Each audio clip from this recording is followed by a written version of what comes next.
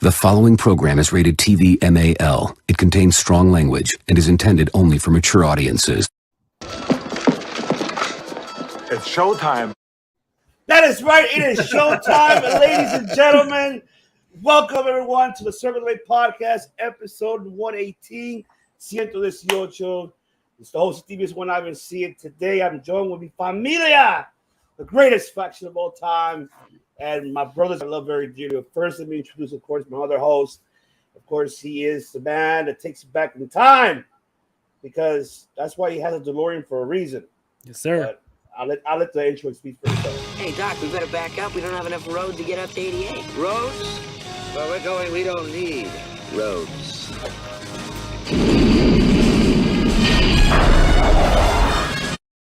That is right, ladies and gentlemen. Mike De Niro, Wrestling Delorean, and Circle of Eight. What's good, man? I'm happy to be here. Happy to work with the real TK.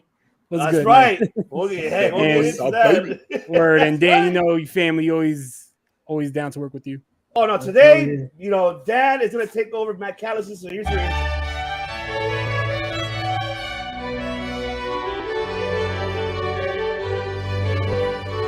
You're going to take over Matt Callis'. There, that's your intro right there.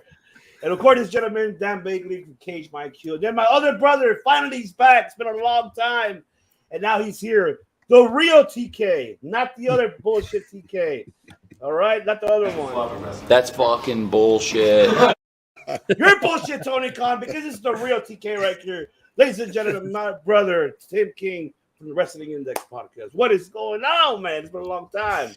Ivan, Circle of Debate. What's up, brother? Thank you so much for having me back on the show. De Niro, pleasure to meet you. Listen to your show all the Same time. here, man. It's fucking Likewise. awesome show. And Appreciate Bakley. that. Thank you. We got Bakley. The man with the IQ. Bakley's my boy forever, dude. But Ivan, thank you for having me on this show, bro. Glad to be back, my dude. Hey, I appreciate you, man. What's going on? Justin Top, what's going on? Justin, Good. welcome to the show, brother. Courtney as well. What's going doing, on, Courtney? How are you? Happy Thursday to everyone. Happy football day for everyone. I know that you guys are enjoying football. Football is back. I'm loving it, and I can't wait for Sunday because I'll be up at 9 in the morning. Started bringing it up all day. So that's for sure. I'll be drunk by afternoon. All right, let's get into it now. Before we get into the other situation, this is, of course, this situation was more talked about. It overshadowed the other events that happened prior, like Clash the Castle, Worlds Collide, and All Out with the whole media scrum. But before we get into all that, I want to get into with WWE just a little bit, and I just want to get into the current state of it. As of right now, we did get, the word HBK being promoted now, being EVP of talent development, and of course, Papa H being promoted as a chief of content control. So I wanted to ask everyone here, man, what was going on there? What did you tell me? And they also hired former Raiders president to work under HBK, I believe it is. Yeah, he's a new EVP. He's going to be the EVP working with the talent. Oh, so I guess he's going to be right under HBK, helping him out. Oh man! Dope. So what I want to get everybody's thoughts is, right now we got the taste for the first time, the first event under Papa H that he just did under the in UK. Fantastic, of course, overall. But the current state at this moment of WWE under the Triple H regime, how's it going for you guys? How are you guys loving it so far? So I'll take it to you, my brother Tim. Give us your take overall of the current state of WWE under the Triple H era. Yeah, man. So I'm going to be very blunt here, and it's going to sound fucked up, but I have been asking for something to happen to Vince McMahon for like 6 to 7 years, man. As soon as I seen what Triple H was capable of doing with NXT, and I just knew he had that business mindset, I've been asking. I was asking for something a little more serious than what happened to him. I'm glad that didn't happen. I'm glad he's still around. It is what it is, but he's fucking gone. Thank God. And what we have seen from the products over the past 2 months has been nothing but electrifying. Everything is good. Storylines are good. Women's wrestling is good. Longer matches in the ring. Backstage stuff. More realism, like camera work. Like the Seth Rollins Riddle thing where they went to the break after hitting the camera. All the returns. I'm a huge Braun Strowman fan. I know a lot of people aren't. He's awesome. The shit with Dexter Lumis is fantastic. Karrion Kross is a bad dude. And he is a bad dude again. Scarlett's with him. Hit Row, I dig. Johnny Gargano. I Big one, yeah. And then first names, Tommaso Ciampa, Matt Riddle, Austin Theory. The resurgence of Kevin Owens. Bailey, Io, Dakota. I'll stop. I'll let you guys talk. I fucking love it. Keep going. Hey, I'm not stopping you, man. Keep going. Keep it going, man. Even Blue Hell is yes. Hell yes. twice. Everything's been good. Raw was intolerable for years. 3 hours of Raw flies by now. NXT been banging the last couple of months. SmackDown was awful for a while. It's back to where it was. 7 hours of weekly good WWE television. It's in the fucking PLE Clash of the Castle. 5 stars, 10 stars. Banger. Let's go. Yeah, we need that as a soundbite. Banger. We need that. Hell yeah. I am fucking loving it. Such good shit. It is good yeah. shit, but not under you, Vince. Under Papa H. I'm sorry. There you go. It's facts. I mean, I'm not denying that. You're 120% right on that, Timmy. So I love you, man. Fucking love you. Love you, brother. Love you. Big Dan, talk to me, baby. It's been great. Like, I usually don't watch Raw. I'll watch SmackDown like the next day, but I want to watch Raw now, and I want to watch it live because they're bringing guys back that should be up. Of course, you had all those wrestlers, Johnny Gargano being one of them, that got released or they just let their contract run out and they let them go. And the big thing here I see is they brought these talent back and it gives them more people to work with. That's why I feel like Raw is better, because you're not grasping at straws trying to book at a Raw each week with very little talent, where you got to do those segments to kind of kill time and kind of prolong it. Now you got plenty of people to work with. You can fill in holes. You can do more matches now and then less of the filler stuff.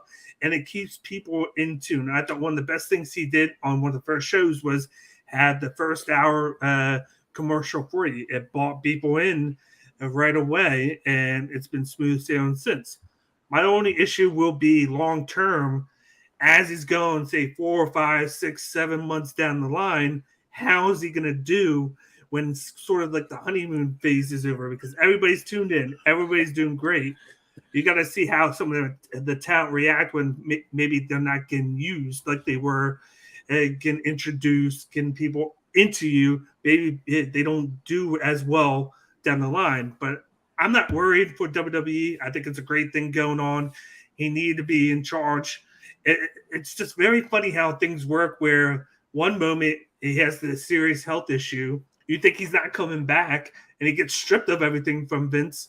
And now all of a sudden, he is the guy in charge. We thought, of course, Stephanie's in charge too, but they literally just gave him a promotion 2 months in. So he's making double the money he was making before. So he's doing a great job. He has his buddy HPK there that work with the talent. And then they're bringing back, they just brought back Road Dogg. So they got the band back together, the DX, they got them there and everybody's hitting. Yeah, hey, shout out to Nick Durden for the Universal Wrestling Podcast. And of course, check out his right now that he released a great conversation. Tim was there as well, as they had a nice conversation with the legend himself, Ken Shamrock. Check it out. Subscribe to Universal. Oh, yes. Yes. And then, I mean, he's telling you need to have that energy, man. Banger, bro. Oh, man. De Niro, talk to me, baby. I'm just excited, man. I'm so happy that we got WWE back on the forefront again. It's just amazing. Everything has been so good. There hasn't been a bad week since Triple H been in charge, and everything has just been on the up and up. I love it. I ate my words, because when Triple H was first appointed, I was on this show and I said that give it a couple weeks. I don't think we're going to see changes right away. Give it a month or two. I feel like right away, like right off the bat, like Triple H was hitting bangers, right? So starting with a great SummerSlam, and then ever since, it's been amazing.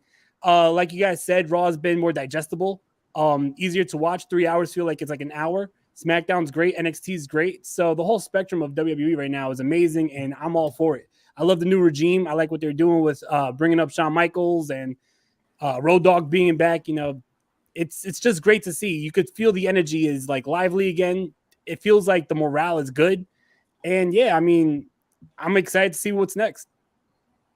Oh, man, definitely. I think all of us are excited. I'll tell you one thing, though. The network's happy. I'll tell you that. USA is happy. Oh, yeah. Because now we can say literally that for the first time, a 3-hour platform on a national network television is now we're seeing the demographics. We're seeing the viewership as up at 2 million or even just a little bit below that. We're now seeing the 1849s going up as well, being the second, number 1, number 2, or number 3 most watched cable show on national television. Triple H is taking care of Raw how it's supposed to be. That McMahon had the fucking opportunity to do that years ago, and he did not do that, unfortunately. And he's doing it without the world champion on the show for majority of the time. Yes, without a world champion. Because he's brought back prestige to the IC and the US title.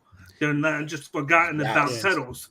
Doing those big promos last month and then showcasing them and constantly having those titles in main events. They just did the U.S. title steel cage match a couple weeks ago.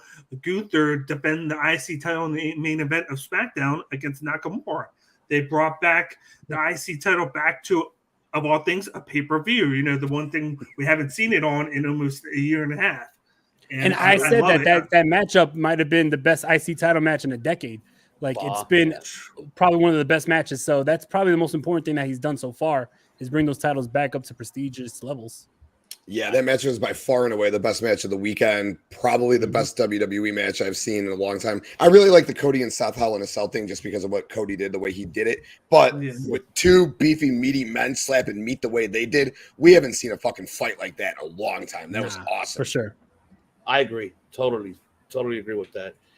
And then, right now, SmackDown on Fox is hurting, but give it some time, Fox. Let him focus on one at a time where he needs to fix, knit and pick where to put places. I mean, I'm glad that he's not going to do a draft yet. He's probably going to wait until after the Rumbles or rumor windows going around, which is fine. I mean, I'm just loving everything what he's doing. I know everybody, how you mentioned Tim about Braun.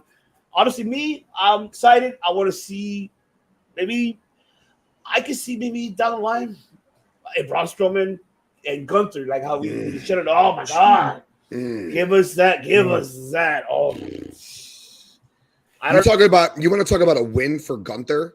Have him beat Braun, powerbomb Braun somehow, some way, dude. That's a fucking huge feather in his cap, dude. Oh my God! That match itself will be a hell of that's a banger right there. And then we may see Braun probably take almost under his wing here. Let me show you how this big man move kind of works. Who? Kind of almost. Not almost, but almost. Since he's disappeared, since Triple H has taken over. Good. Yeah, I'm not mad at that. I'm not mad at that either. No. He was perfect in his role with AJ Styles as a manager, like as a backup bodyguard type, Diesel was when he first came in. But he don't need to be wrestling and beating people. No way. No, he doesn't. No, hell no. So I mean, I see a great future. Like I said, I mean, we still have to wait until what's going to be the plans for how he's going to plot storylines for the Rumble, and then from there we'll see a Mania. And I know a lot of people are saying, "Oh, it might be The Rock returning." Maybe. What about he doesn't go to that direction? What about if he says, "No, I don't want to head towards that direction"? What Vince, creative mind, what he wanted to do in the beginning. Because it's Mania here in Los Angeles, next year. Yeah. I mean, they can still do it, but not without a title. Who doesn't the title? Doesn't need it. But I mean, we could see Roman work 2 nights, maybe. Let's say whoever wins the Rumble challenges him night 1, loses it, night 2, faces The Rock. Maybe we could see that happening. It all depends. I feel honestly the one who could dethrone Roman. I know everybody's saying Seth. I'm saying Cody. And Triple H, especially with all this shit happening right now, he will rub it on Tony Khan's face. Look what I did with your guy who helped you create that company. And I took this guy and made him a world champion. I will be fucking in shock if he busts that story, makes Cody win the Rumble, goes to Mania, wins the belt, and brings back the Golden Eagle Championship. Oh, shit. I would love that. And he probably would too. Yeah, because it was Cody who brought back the old IC title. So shit. But I'm just waiting for him to. I'm just waiting for Triple H to pull the whole. I know me and Tim have talked about this in the past, having Cody win it just to have Austin Theory cash in right after he wins it to take the moment away from him. That would be the best thing to do. To just swerve all the fans because could you imagine if Cody beat Roman in the main event of night 2 of WrestleMania and then Theory fucking cashes in on him? Man, that heat would be insane. Insane. Crazy. Oh my, like Rollins, nobody expected Rollins win that night when he faced it was Brock Lesnar and Roman. I didn't expect it either, but I enjoyed it. At first I was pissed, but I was like, you know what? I actually fucking like this. Hell yeah, we did something fresh, something new. So we might see the same. You guys were right. To think that was in California too. And because we all know the money is in the chase. So Cody wins the belt. He says he is a world champion. Theory, and Cody gets it back at SummerSlam. It's not like Cody doesn't get it back. Like he gets it back pretty damn quick, and then goes on a nice sustained run with it. But break those belts up, right? Like we need 2 championships, one in each show. Well, you know that's the one thing that I was going to say with the USA. I've been saying USA's happy right now. I'm sure they'd be even happier if they had their title on their program for once, since it's only been on the program once or twice in the past 3 months. I'm sure they want it on there all the time, even though it's helping the mid-card titles right now at the end of the day. So when they actually bring it back, you can be on full strength now. Yeah. Absolutely. I totally agree, man. So I'm looking forward. Let's see what happens. Yeah. All right. So now we finally get to what everybody has been talking about for the 96 fucking hours. And we finally, yes. I've been talking about this ad nauseum. Oh, man. I think we all have. Not fucking stop, because it is, we're all, as pro wrestling fans, we're frustrated that nobody's talking about all out. Everybody's talking about fucking media Instagram because some piece of shit went on business for himself. And that is, of course, CM Punk. He went on his business for himself. Now we got, before we get to Dynamite, because I know we're going to get into Dynamite because it's a new era. So which we're going to talk about Dynamite before we get into that. But now we got the updates. Now we know what's going on. Now we heard Fightful and Observer this morning reporting Omega's side of the story. Hey, no, we didn't bang on the door. We just came in and what the fuck? He was just trying to help the dog. Yeah, he was going to help the dog. Punk is my hero. Nick. Nick. God. Oh, my. Don't be a young Anthony here, Nick. Don't do that. And I know, Anthony, you're watching. I know you are. But now we got their side of the story. We still haven't gotten Punk's side of the story completely. And then they provided more details. He did tore his pec, not during the fight, during the match when he did the tope suicide. That's where he tore up his pec. So he might be out for a couple months. What I want us to go balls out on this. I heard you digression, Tim. I heard De Niro. I heard Dance. But we got to go balls out of this because what pisses me off is you announced before on air of Dynamite the suspension of the Elite and whoever was there. But you have not announced this fucking individual's status. You took away his belt. However, everybody wants to know what's the status of. I know part of the reason why is because it's under investigation and he can't do anything until the investigation's over. So he's waiting until all that. So he's not legally able to. Don't ruin the fun. We're still going to go off. Come on. No. I hope the legal shit. No. I hope you do, but I'm just saying that's why he hasn't announced anything with Punk. It's because of legal matters. Right, because they involved a third party to investigate the whole situation. Yeah. Because then now Punk wanted to have that legal, want to protect his ass. Because so think about it, that's $5 million that he does not want to lose. Do you want to lose this $5 million contract? I don't think so. So he's, but all that money's gonna go towards this now. Oh yeah, definitely it is. But I mean, with all this update that we all heard it this morning and everything else, is this really fair though? Like if we really think about it, why should the Elite suffer more than CM Punk? And my question to all of you is, what it comes down to at the end, what are your guys' thoughts of the future now? And now we saw one step what Tony Khan did. We saw that on Dynamite, which we'll get into. But what's the next step that he should take? And fuck the being a mark. We need him as a businessman, and put yourself in his shoes. So, to you, Tim, I heard you, but tell the world again, baby, because I love it when you go off, man. Just fucking say it. Say it. Oh, hold on. Before you say it, I'm going to... I said the word "say it," so you heard me. So, yes, you know what I'm playing. Say it. Take it away, brother. Oh, fuck. So first of all right, for all the Circle of Debate fans who don't know me, Chicago-born, Chicago-raised, got the fucking guy's fucking logo fist on my arm. I am one of the biggest CM Punk fans in the world. I have said in De Niro's fucking podcast twice in the comments, you should fire him. That was like within the last couple of days. Yeah. First of all, what a fucking piece of shit, immature motherfucker this guy is, okay? Tony Khan takes you out of retirement and gives you fucking everything, bro. He gives you $5 fucking million to come to his fucking company. You fucking preach. I'm here for fucking the young people. I want to fucking help them grow, help them develop, help this fucking company grow. He puts the fucking world title on you, and then your fragile ass fucking body gets hurt jumping into a fucking crowd.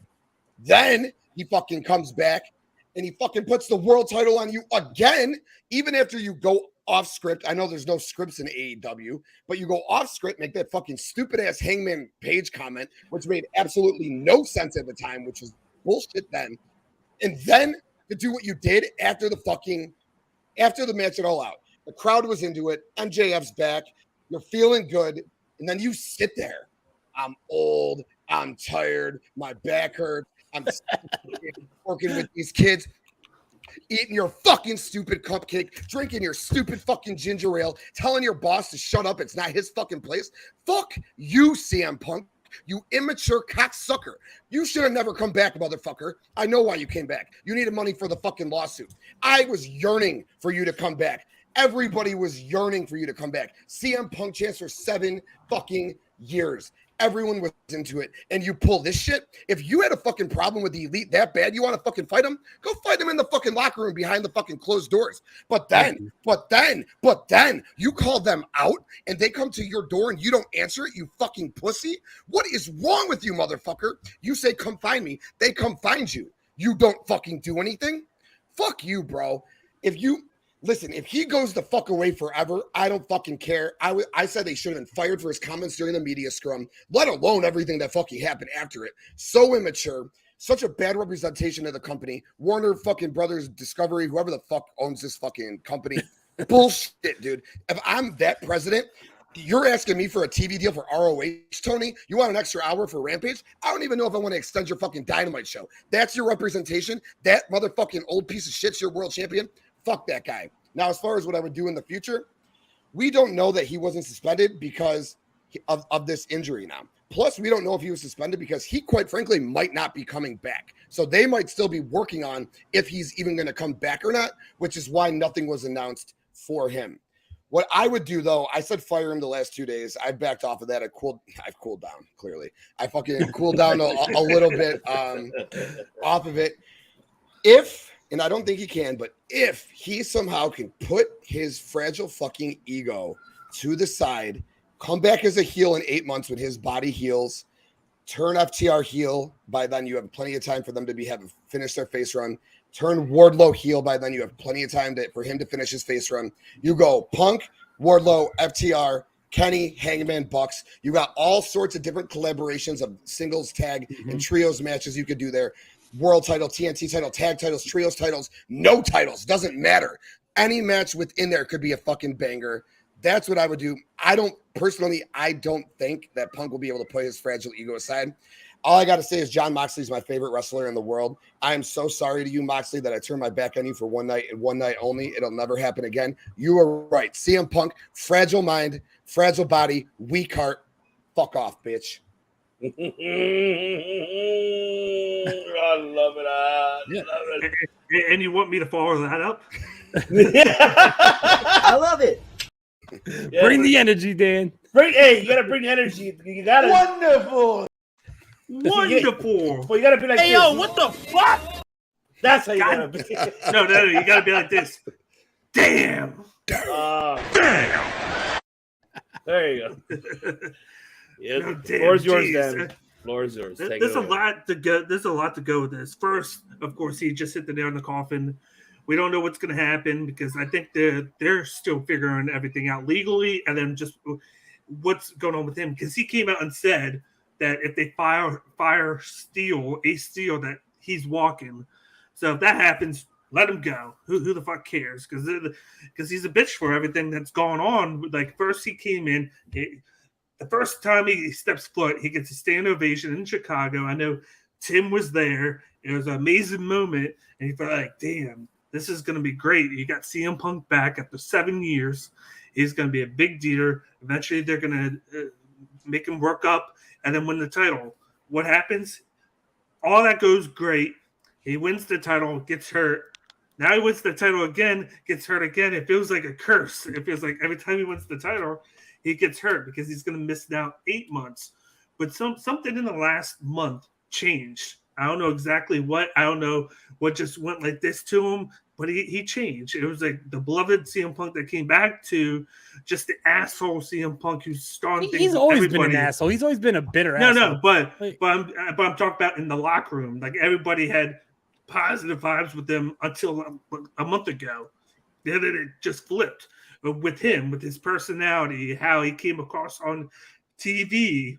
Yeah, and then everything in the back with certain wrestlers. Like, you don't call out a guy like Colt Cabana who has said nothing to him in years and throw him under the bus, say all that personal stuff about him after you just wrestled and won the world title for the second time. And you had one hell of a fucking tag title match where the guys went crazy to the point where Tony Khan was like, I got to rebook this match at was it Slam, at Grand Slam, because they did great. They deserve it, but they're not going to get the recognition right now because of this. It overshadows it.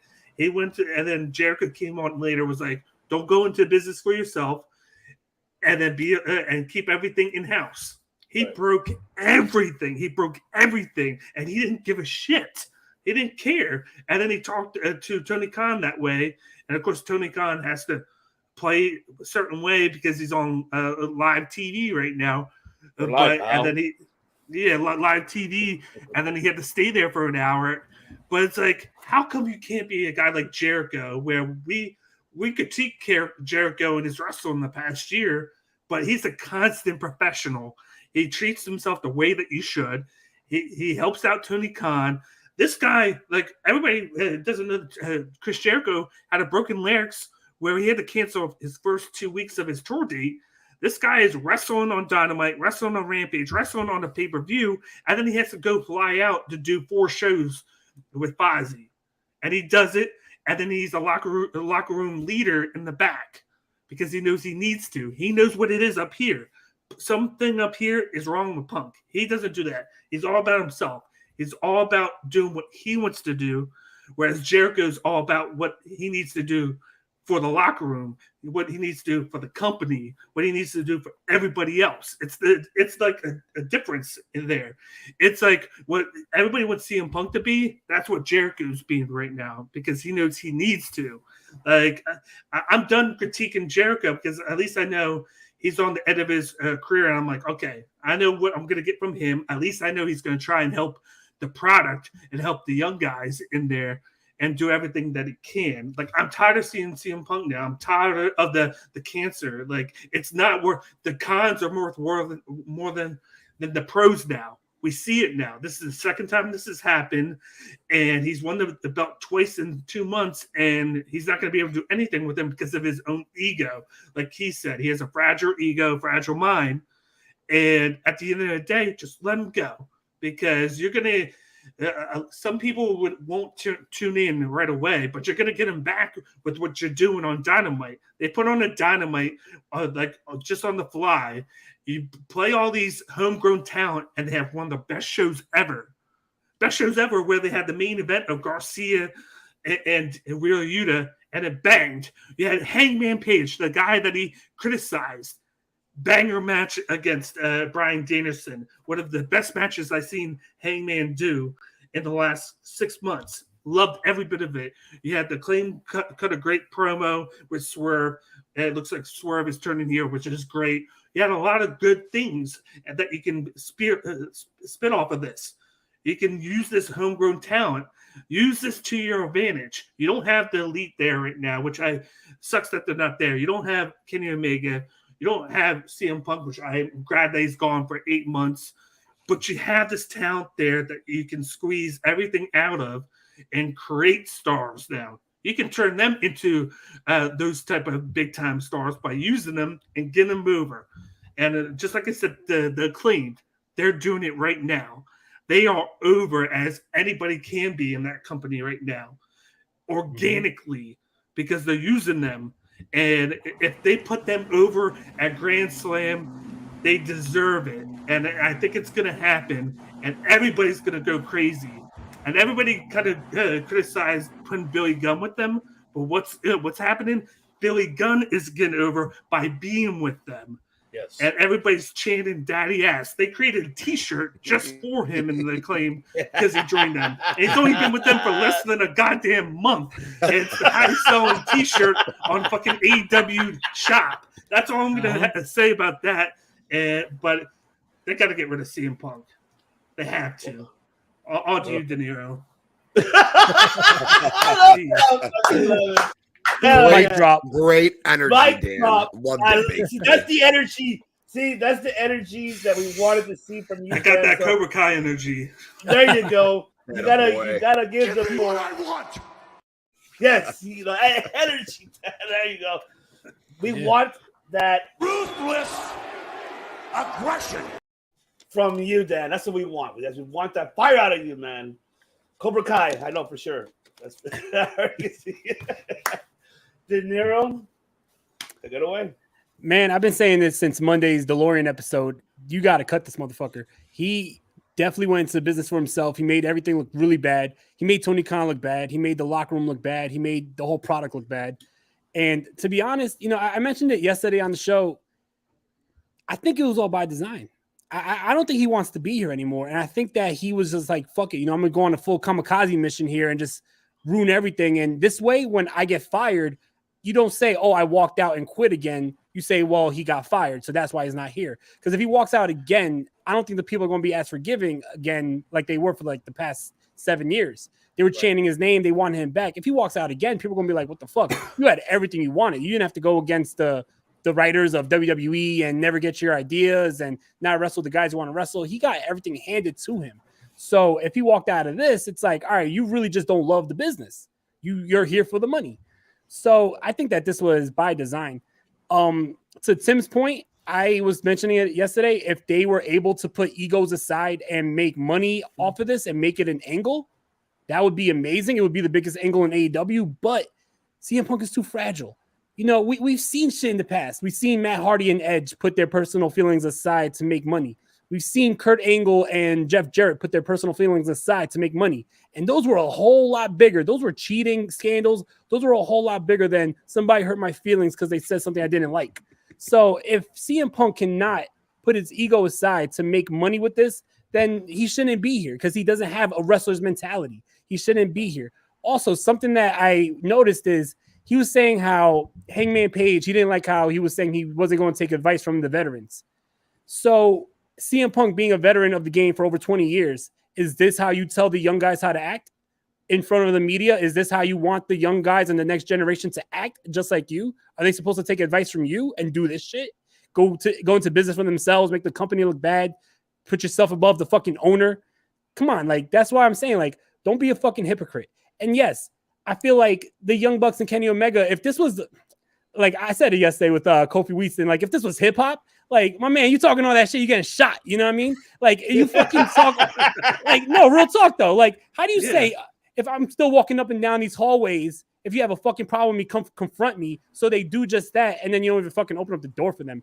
And then now he's pulling back because now supposedly CM Punk's side is starting to retract the statement that they kicked down the door.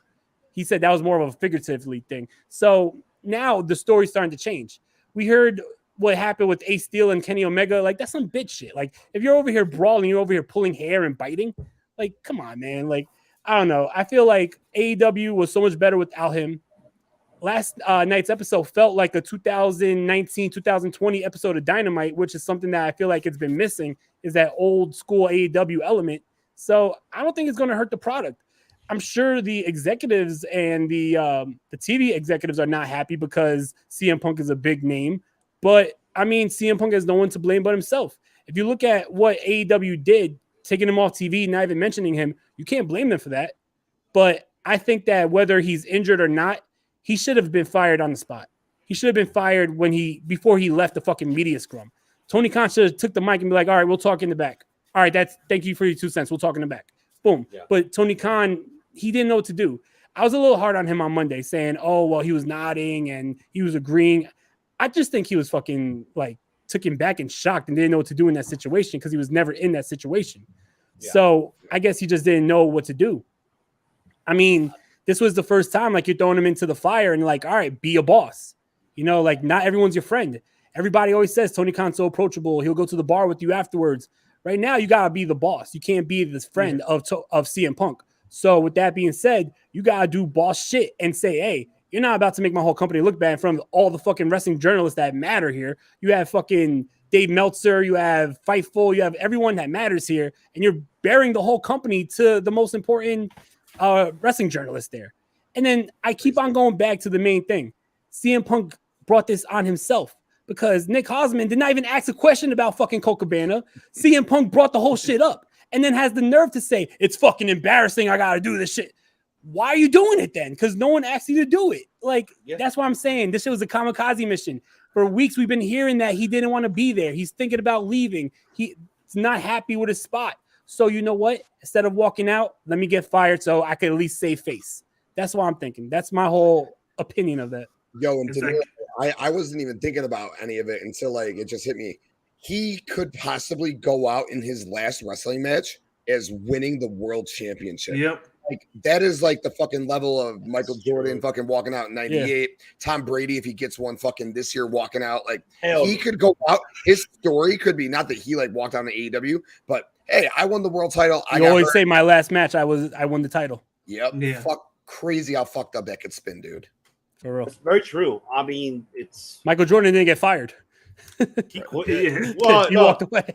He walked away. Boy, it's almost the same as this. I mean, here's the thing for me, coming down to it, and I kind of waited. I since Monday when we talked, dinner, like I kind of wanted to wait it out, want to hear more development as the story developed more and more. It's just at the end, I'm gonna put it in a business aspect perspective. Tony Khan should have done there, taking away the mic. Hey, calm down. Let's talk about it in the back. How you mentioned, should have done that instead of he's being a fan. And this is where the biggest issue is now hurting AEW. Before the situation, the biggest problem here, there is no structure. There's no, hey, controlling your creativeness. There's nobody there controlling your promos, controlling your character, controlling the matches. There's no structure because this individual decides to be a fan than more than a businessman. You have daddy's money, you're using it, you got your promotion, you created an alternative, and praise you for that, Tony Khan.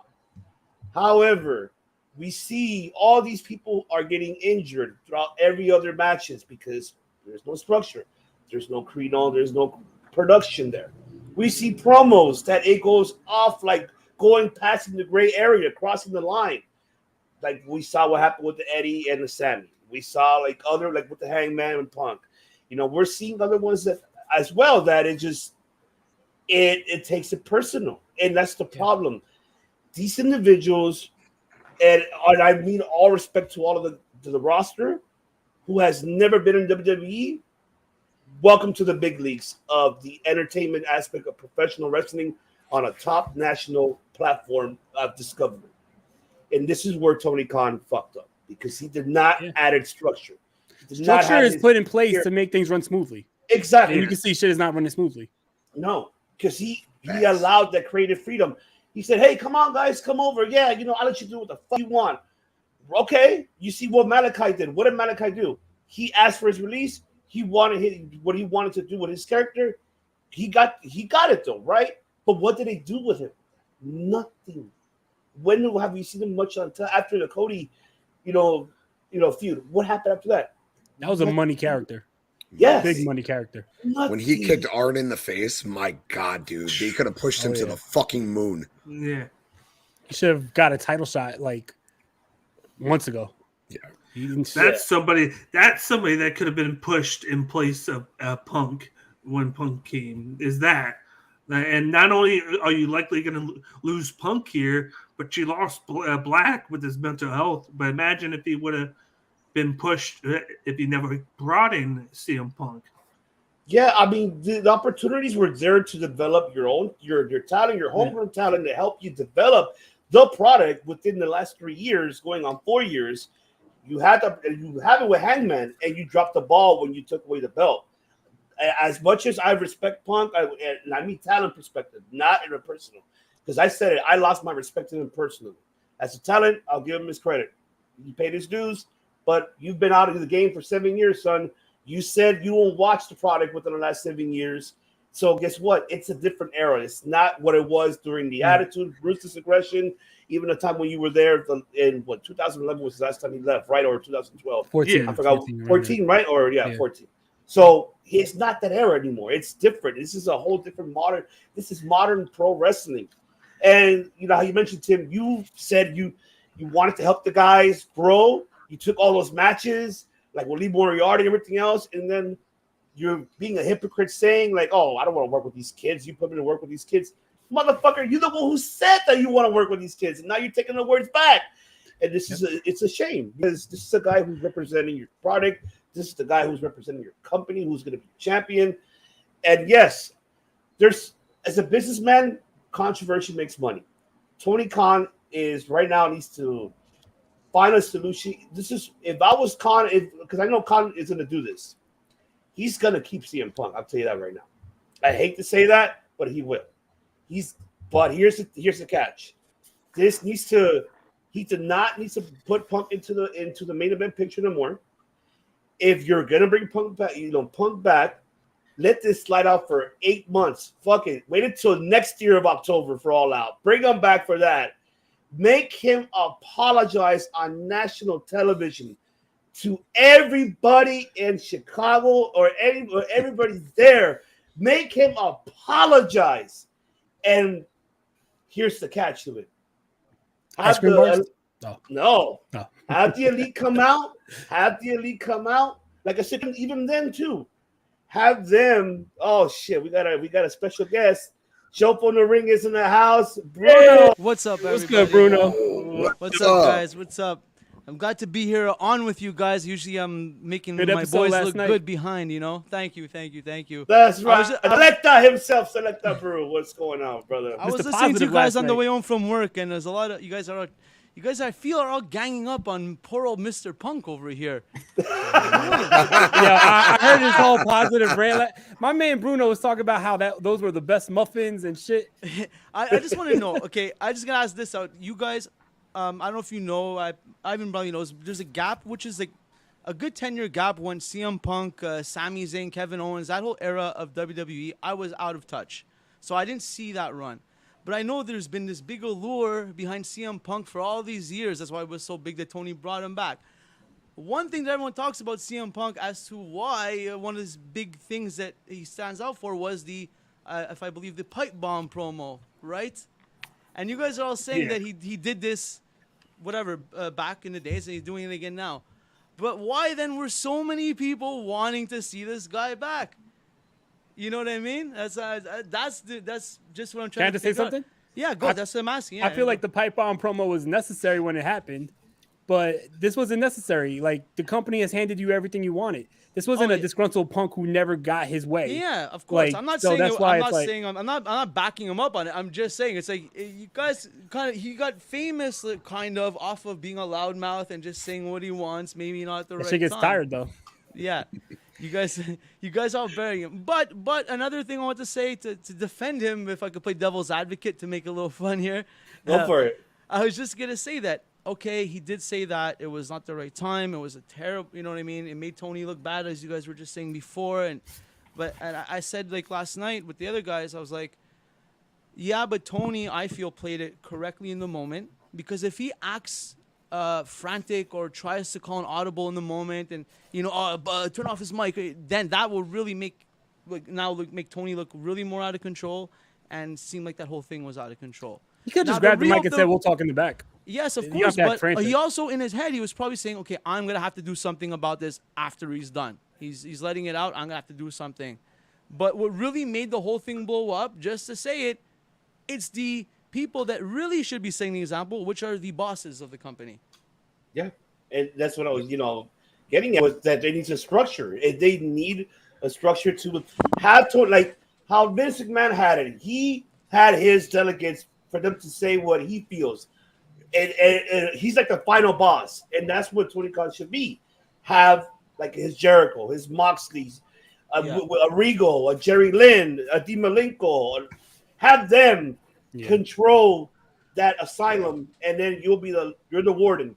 You'll be the last person to say. So I think that the big thing with Punk is, and like again, was one of the biggest CM Punk fans in the world. I yearn for him to come back.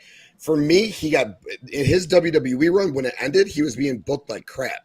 And that's why fans like understood. I understood why he walked away. He should have been getting the WrestleMania main event. You know, that's the big meme going around everywhere. All these people at WrestleMania main events, not CM Punk. He should have, in my opinion, gotten a WrestleMania main event. It should have been Rock, Cena, Punk in a triple threat instead of just Cena, Rock 2. So I think, and that's why, so like for me personally, and I know thousands of other people chanting CM Punk for 7 years because we thought he got a raw deal in WWE. Then he gets brought into AEW, gets handed everything on a silver platter, gets to do whatever he wants, and then that's how he treats Tony Khan, and that's how he treats the locker room. I don't think he's treating to his intention, in all fairness, was to go at Tony. This is like he's getting ganged up on by this clique, let's call it, of people that also have power to back them up. And they're ganging up on him, and then you have the media talking amongst each other and really just putting stuff out there in the verse.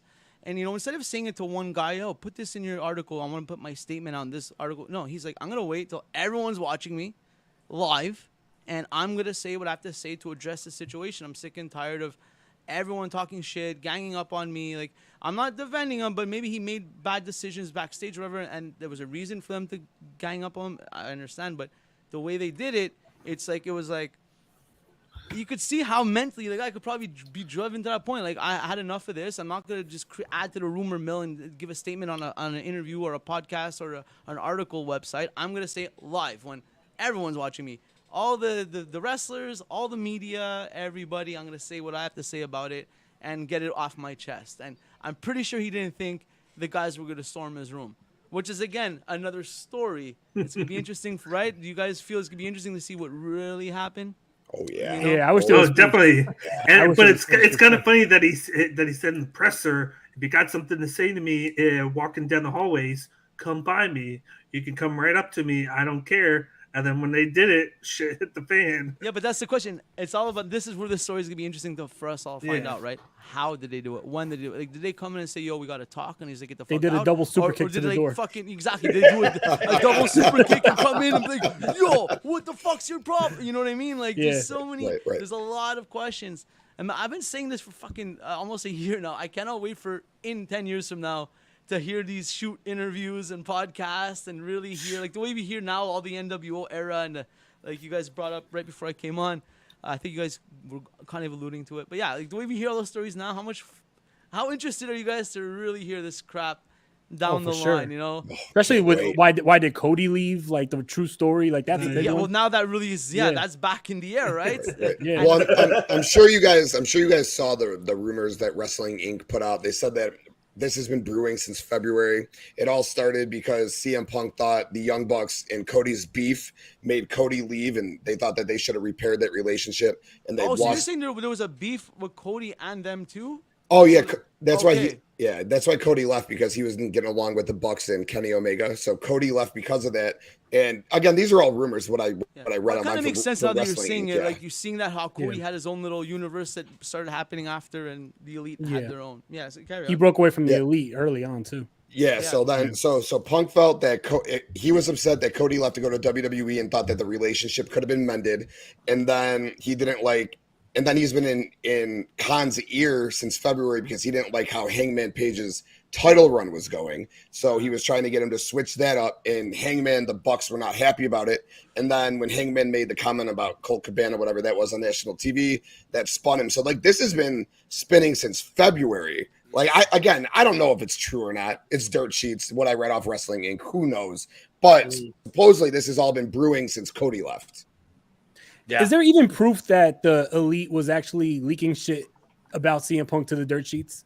Because I haven't seen that anywhere. Because CM Punk was saying how the Elite was slandering his name with the dirt sheets, basically, with the whole Adam Page situation, with the whole Colt Cabana situation. I mean, I haven't seen anywhere that it was the what's called the Young Bucks that told Dave Meltzer to report that. Like, so I wonder if that's like speculation or he knows for a fact that that came from the Elite. Yeah, supposedly it came from Kenny Omega's mouth, but I don't believe. I'm just reading whatever it's there, quote unquote. Man, Kenny Omega wants to save the dog. Leave him alone. We're just opinioners here.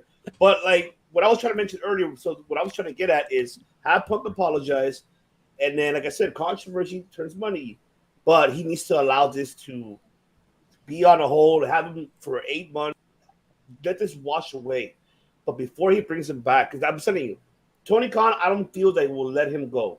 I don't think he would. I think he will keep him for a business perspective. I think because he has a torn tricep, and it's going to keep him out for 8 months. They're going to see how he is in 8 months. I feel like that's what they're going to do. They're going to see how his mindset is and everything. Right. Yeah.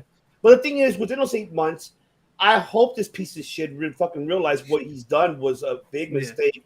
What you've done, I get it. You wanted to get at the dirt sheets. Okay, but you mentioned EVPs, which it should have been mentioned of, and then that's where everything the whole went to shit. But what I'm trying to say is that have him apologize to everybody in that locker room, and then turn this to a story. Then, if that's the case, if Tony wants to keep him, make it up like how you mentioned Tim Fucking, make him have FTR everybody else go out and just let Punk start it off. Fucking apologize to Elite in front of them in the ring, and then. He bullshitted, kick him in the nuts, and then that's when you start your story. That's if he wants to keep. Yeah. Mm-hmm. And that's question though. If he does do that, do you think is it now going to become a situation of you can't have one without the other? Like if he takes back Punk, the Elite boys don't want back, or vice versa? Do you think it's going to be one of those? And if so, which do you take if you're Tony Khan? To be honest, I think that. After all this, I can't see Kenny Omega and the Young Bucks wanting to resign. I could see them leaving because, because, hey, we believed in Tony and he put us in that position to have to deal with someone like CM Punk. So now we don't have faith with him. Why did they didn't have to make their vice presidents. If they're going to have a meeting Monday morning, regardless if that happened, they're having a board meeting of some sort like Monday morning, going over the pay-per-view, the business, this and that, right? So they know they're going to have a meeting tomorrow morning, either way, or Tuesday morning at latest. I don't know their freaking schedule. Well, but you instead said, I'm going to hothead and just barge into the guy's room without the owner there while they're on TV. So 100% the owner won't be able to come there, right, and see what's going on. So, again, you can't put all the blame on Punk. He definitely didn't do the right thing, but you cannot put all the blame on Punk, man. That's all I'm saying. You're right. Vice presidents, EVPs should not be acting like that, especially knowing you're our management, bro. And I think that's why they got suspended probably for a month, because he probably that's probably one of the first people that Tony Khan went to was them, talked to them, then talked to Punk, made his rounds. That's why he probably didn't make any decision until late Tuesday or Wednesday. He wanted to get all the facts. He wanted to hear everybody's story that he could possibly get somebody to come in to deal with the legal stuff, and then he made the decision. He was like, probably my best bet right now is to suspend everybody, take the belts off of them. It was probably already taking the belt off of Punk because he was going to be out for 8 months, but to take the belts off of them and then to have it that way so no one can say anything about it in the long run from the locker room, because then you're giving people opportunities off of that, and you're dealing with the situation and basically just taking everybody involved and pushing them to the side. So no one has a say in it from that side. And he can work on it, and then he can kind of be like, okay, the ship is still running, but these guys are there because I'm dealing with them. I'm seeing what I need to do, and that's where we're going. And he just suspended the Young Bucks and Kenny Omega because you know what it was doing. Everyone involved. He had to. Okay, I can't choose sides right now, so just everyone suspended. Now I don't know if you guys touched on this before I tuned in, but do you guys feel that what he ended up pulling off yesterday night was good? Because I just wanted to say I thought it was. This was the best thing that could have happened to the trios. Great thinking title. on the fly. Right? Could this not been the best thing that happened to the trios title? Because those titles were dead as fuck from the second minute one. Though. And then I couldn't agree more. Well, Kenny Omega had to be the first 3 title holder in AEW. Yes, so yes. God knows he was booking himself. And you make such good points about the Young Bucks and Kenny. You know, we didn't even talk about that because we're so focus-centric on Punk. But yes, they are 110% are in the wrong as well. They could have let cooler heads prevail, and you're right, 110% on that. Absolutely. But you know what Kenny Omega isn't? The first double champ, because that's Pac. Yeah, the is Kenny Omega still president of the video game or whatever he was? That's another question, because that's like on its release, right? Man, I could go off on that video game too. Don't get me started. Well, I can tell you that Evil Uno will take care of that, because that's what I'm mad about. Evil Uno has been very involved in this video game. I heard he's not even in the game. Really? That's fucked up. He's been there since day one of AEW. That's fucked up. I'm not even his biggest fan, but like he's been there from day one. He deserves to be in the game. He's been a part of the AEW game. No, I think he is in the game. I think he is in the game. No, it was just announced that he's part of the roster members that are not going to make the final cut. Really? And I'm probably pretty sure their back is against the wall, and they need to just put out a game soon. Probably behind on shit. Like, okay, so the cost. I'm pretty sure he's probably in the DLC, because you know how the gaming world is, where they got to have people thrown on the side to where you got to pay extra to get more stuff. Because you remember the whole FTR thing? I guarantee FTR are the faces of the DLC pack. Don't even get me fucking started. Don't even get me. I'm gonna zip it right now. If that's the plan, now that you said it. Started. Hold on, I want to hear. Well, go ahead, Tim. Go ahead. I want to hear. Why the fuck are FTR not in that game? I don't give a fuck about DLC. He may have said the point. He may have said the point right there, though. If they're gonna use it because they're gonna do monthly DLCs or something, and they know they have that in their back pocket, like everyone wants FTR.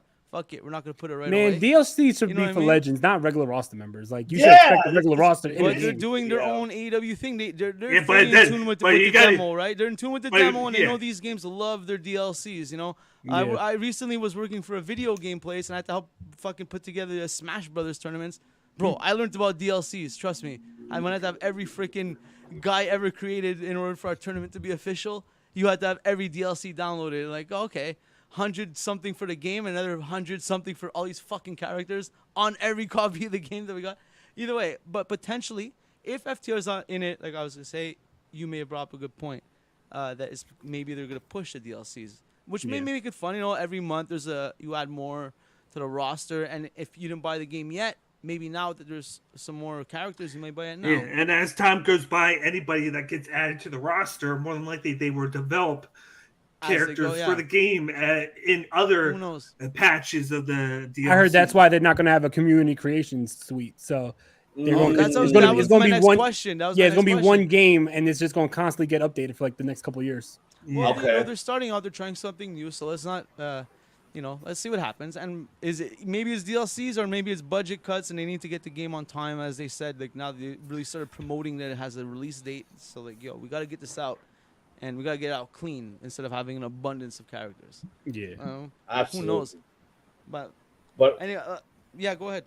Yeah, I want to just move on because it's a new era. I just want to move on very briefly because I think this one really touched me. But before, of course, no, it ain't Vader time. No, you know what it's time. It's time. How great was All Elite Wrestling without any Elite influence last night? Well, it was maybe a little bit of Paige. I brought it up last night. Is Paige now maybe going to be the guy, the Triple H and the curtain call here? He's still with the company, but they're going to. That was a good point last him night. For a bit. I think so. And that crowd was booing him too. That crowd was not happy with Paige. Yeah, man, but yeah. You know what? I keep saying it. Shout out to Tony Khan for the good, for the bad. He brought us this other company to bring us these type of talks, and like we used to have back in days. This is what got me back into it.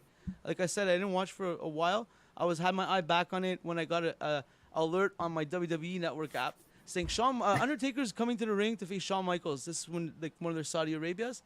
So back in a couple of years ago, I bought the network because I heard that you could watch all the old shit. So I had it on my phone. So I woke up. I work at bars and stuff, so I woke up in the afternoon. I see Undertaker's coming to the ring live now to face Shawn Michaels. I'm like, what the fuck? I'm like, let me see what the hell's going on here. It's 8 p.m. Am I hungover? What the fuck's going on? And so, that got me back. That got me back into it, having an eye on it. Then I saw Jericho at that press conference, signing to All Elite.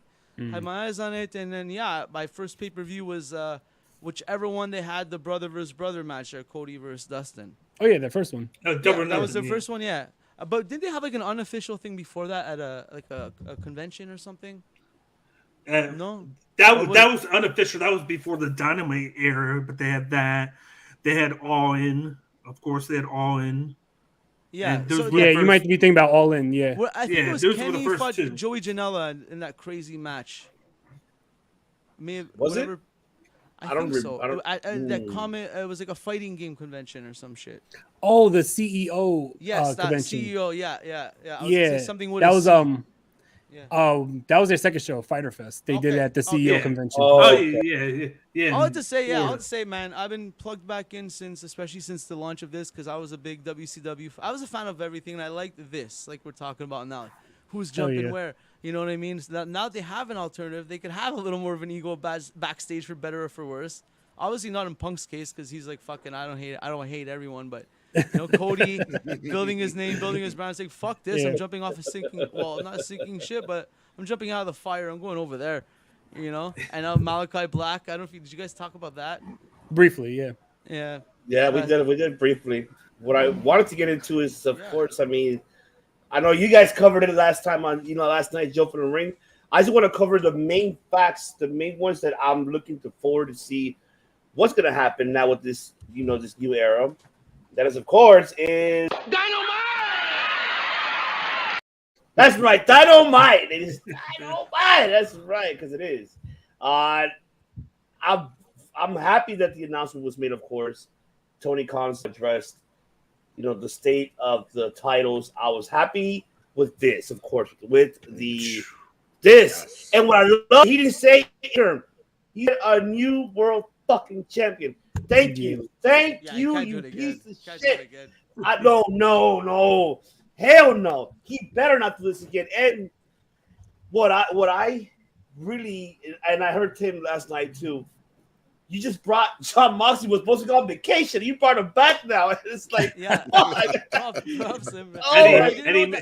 brings back the fire as an AEW fan from the beginning. All the guys that really care there from the beginning say, fuck it, we need to help this right now. Shit at the family to back Tony up. Jericho's promo fired me up when he threw it in this my fucking locker room. Like we talked last night. Are they giving it? Do we need to kind of do a reset and bring that belt back to Le Champion right now to reset everything and restore order? Is that start again?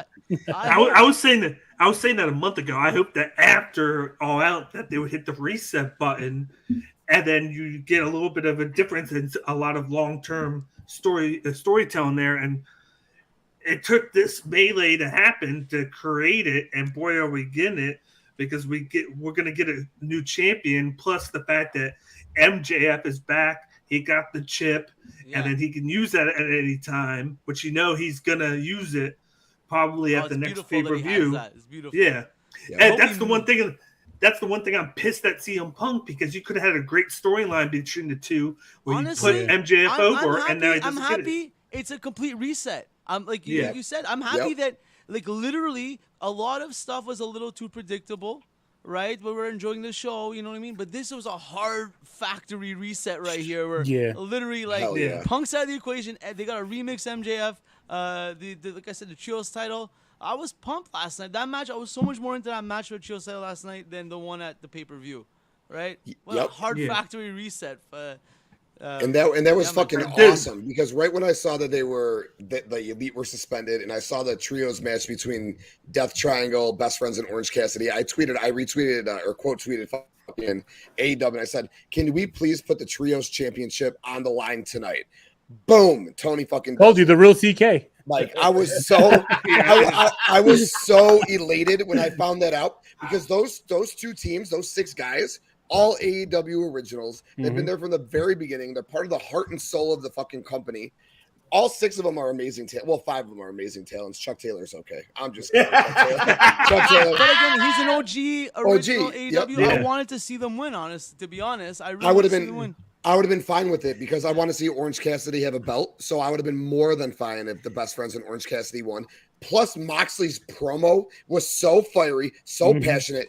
And he said something for the first time in a while. He actually said said something without just telling us that I'm gonna be violent and bad and violent and break stuff and violent and break stuff. There's a promo and fired me up to it. Like I said, AEW OG, and I'm hard on Moxley.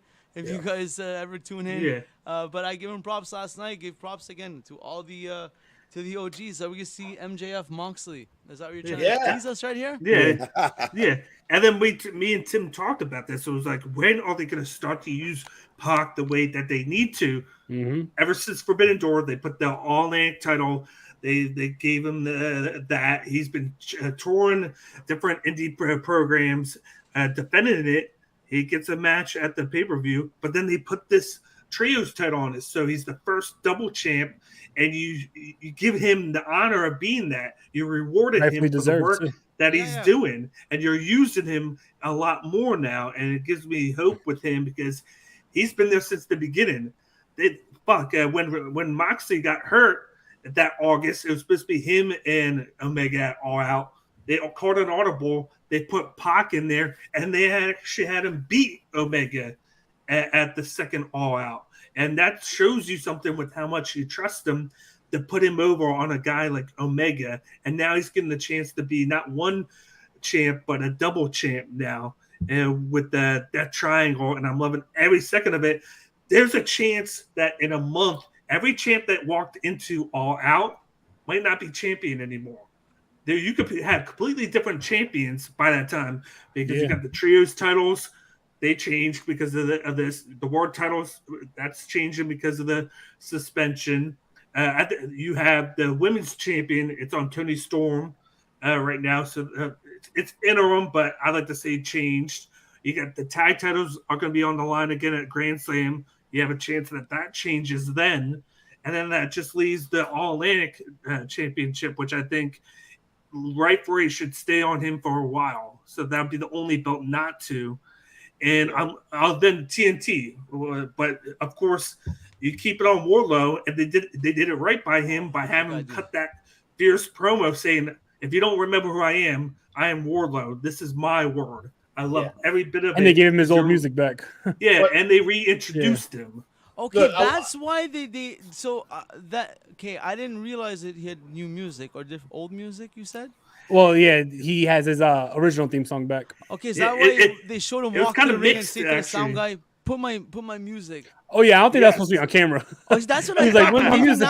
Now that you're saying that, I was thinking maybe it was, but I don't think that was okay. Yeah, maybe it was intended to be. Because even when he was walking up the steps, he looked back like, "What the fuck?" Like, where's my music? Usually there's no music playing, and people are seeing Wardlow on the way. And then he has that ring. And then he has that fire music that plays right after he walks up. But then it was kind of like a mixture of both, and it was great because he deserves it. He deserves if it, they but then he keep this deserves going, a it's gonna be- story. No, Yes. isn't this a problem right now with him? Who do you guys think? Yeah, we're gonna get into that, but what I want to get into is because the statement of what Moxley, besides MJF, I'm happy he's back. But one thing I want to, this was the most touching for me. It was because Moxley should file president all day. Make him fucking president of AEW. Fuck that. If this guy said things that I'm like, oh yeah, you should be the next Jack Cunningham, like the old WWE Golden Era. Yeah, put everybody on fucking check. But this speech, man, I think this speech that how he defended the product, and I'm glad to see the fans were behind it, and that's where I'm happy to see that they were like, yes, we're with you. Don't feel distraught of what happened, on Sunday. Let's move forward to the future now of AEW, the professional wrestling, the sport of professional. And I love how Moxley really nailed it down, everything overall, the passionate, everything. I enjoyed it. This guy should be the fucking leader of that locker room. I don't know why he's going to make him the leader of the locker room. If Jericho doesn't want to take the initiative, then have Moxley to take that initiative, because that's the problem. Those veterans do not want to take that role. If that's the case, with this situation happening, now's the time. Now is time for you to elevate and encourage, get away that discouragement, that negativity backstage. Make that your fucking locker room. Say, I'm the leader. Let's go. Like like Taker did. Taker did it when Hogan left. Taker took over after that. Before Austin and The Rock was born and everybody else, he took that leadership. Even with Bret Hart wasn't the leader. I'm sorry to say it. I love Bret Hart, but Taker was the leader throughout this so many years. Nobody else could have touched Taker at all. Not even Vince, because Vince even knew that was his guy that he could not lose. And Tony Khan is finally seeing who he should appreciate. Moxley, who was there for you when you got him, and he took the fall for you twice. And this is where I get mad at Tony Khan. This is your guy. This is your star. This is your product. This is who could represent your company. And Moxley sacrificed that for the company. And this is why I get Tony Khan, they call him an intern. Like, you're a dumbass. He should have been an AEW World Champion from the summer, not 2 weeks, and then he loses it in Chicago. I'm sorry. No. However, just to play devil's advocate, Jesus Christ, I do not. Have we not learned that lesson that as good as some of these guys are, when they're in their prime, like right now, and they're so active right now, they should not have a big office role. Just be a leader in the locker room, like you said. Oh yeah, that's it. That is it. Okay, it was just like hypothetical or whatever you said when you. Yeah. No. I mean, no, make him CEO right now. Did you guys see today? There was I saw posted, I think from Fightful, an AEW talent meeting was set to take place today at 4:15 Eastern time with talent, referees, coaches, and announcers. Bryan Danielson, Chris Jericho, and John Moxley were set to lead the meeting. Did you guys hear? Yeah, I saw that from yesterday. It happened right before. It happened right before Dynamite. Okay, that was yesterday. Yeah, it was yesterday. Okay. I'm retarded. Yeah. No, you're good. But that's absolutely fucking amazing, because those are the three guys in that locker room who should step up and do it. Yeah, for sure. It's like I said before. It was made by Jericho. Jericho was the guy that did it. And you just said guys that are big in the locker room shouldn't be having the EVP roles and whatnot. Jericho doesn't have any role with the company other than being one of the biggest stars that they signed, and he leads by example. He's the one guy there that is doing that. He's still wrestling. He doesn't have a title with the company other than wrestler, but he's doing what he needs to do in the locker room to lead by example. Yeah, face of the team, like a captain, like the captain of the hockey team, and there's like 3 assistant captains or whatever, Great analogy. Yeah. And sometimes there's teams that have such camaraderie where the captain says, I don't want to be captain. I'd rather all 3 wear the A. It happens sometimes, Yeah. I mean, but go ahead. I just want to hear, I want to hear everybody. I mean, we're hearing everybody so far, but I'll ask you, Tim, should Moxley take that leadership role? If they don't want, if Jericho doesn't want to do it, I mean, we did mention that Bryan, all 3 of them were there. The veterans were there. However, though, who should be taking this initiative? Should Moxley be the one taking it, or or should it be all three of them at the same time? What do you think? Yeah, I think it should be. I was gonna bring it up. I think that meeting up. I think it should be the three of them. And I think the way Mox cut his promo and how he put over all that other talent in the tournament, put over the company, put over the world title, that was fucking beautiful. Jericho's promo was fucking electric. I mean, it was short, but man, it fucking made me feel, dude. It was just so passionate. Yeah. So you got those two, and then you got, spoiler alert, your future AEW world champion. All right, Bryan Danielson. So you got the three of them. Those are the three guys who should be leading that locker room 100%. Not the EVPs. It should be those three guys, and they should set the tone for everyone else. So yes, 100% those three. Mox's promo, just seeing a little, like, I sort of got to get tears in his eyes. Seeing those tears in his eyes. Same here. He's my favorite wrestler in the world. I felt so much passion coming from him yesterday. Again, I apologize. I rooted for CM Punk for one night against you, Mox. I love you so much. You're my everything. But always forgiven. Yeah, but fucking that promo, yes, lead the locker room, Mox. You're the man. Do it with Bryan. Do it with Jericho. All three of you. And what we saw on Dynamite yesterday, keep pushing that trend. Let's go. Yeah. That's fucking cool. That is right. That's right. You feel the same, De Niro? Do you feel the same? I feel 100% the same. I got goosebumps during Mox's promo, and I went into the episode thinking that it's going to be a dumpster fire because of all this drama going on. But right off the bat, Mox's promo made me believe again, like, yeah, you know what? This is AEW. They haven't really disappointed me much in the past. This is the company that really got me really back into wrestling. So I'm all for it. And I think that both Mox and Jericho took the initiative they had like sublims inside of their promo to like give the fans hope that we're not going to go away like that. We're not going to crumble down. This is not the Titanic. We have cancers in the locker room. We cut them out. This is what we got now. Believe in it. So definitely, I got goosebumps during that promo for sure. It was amazing. Oh man, yeah. And also, I think that for your question about him being a locker room leader, I think for sure he's a guy who, in my opinion, leads by example. So as long as he's going out there and just busting his ass, putting on the best matches he could, he's leading by example. Definitely. I'm with you guys. Big Dan, do you feel the same? No, I feel the same way as all you guys. You can never have too many figures in the back that lead by example. As long as they work together, as long as they're on the same page, you can never go wrong with it. And that's what they are. They're on the same page, working together. They had a meeting where they took the initiative. They didn't have to wait for Tony Khan to say anything to them. It was probably their call to do it. They wanted to make sure that the locker room knew what was going on, get everybody on board, and then go from there. And then they went and had one of the most electric dynamites that they have had in over a year. Yeah. And a lot of stars got over with it. And you have the potential to put the belt on one of those figures in Bryan Danielson, who hasn't had it yet. And, Moxley was supposed to go on vacation. More than likely, he's going to do that afterwards. I could see him making the finals and lose to Danielson. Then you have Jericho.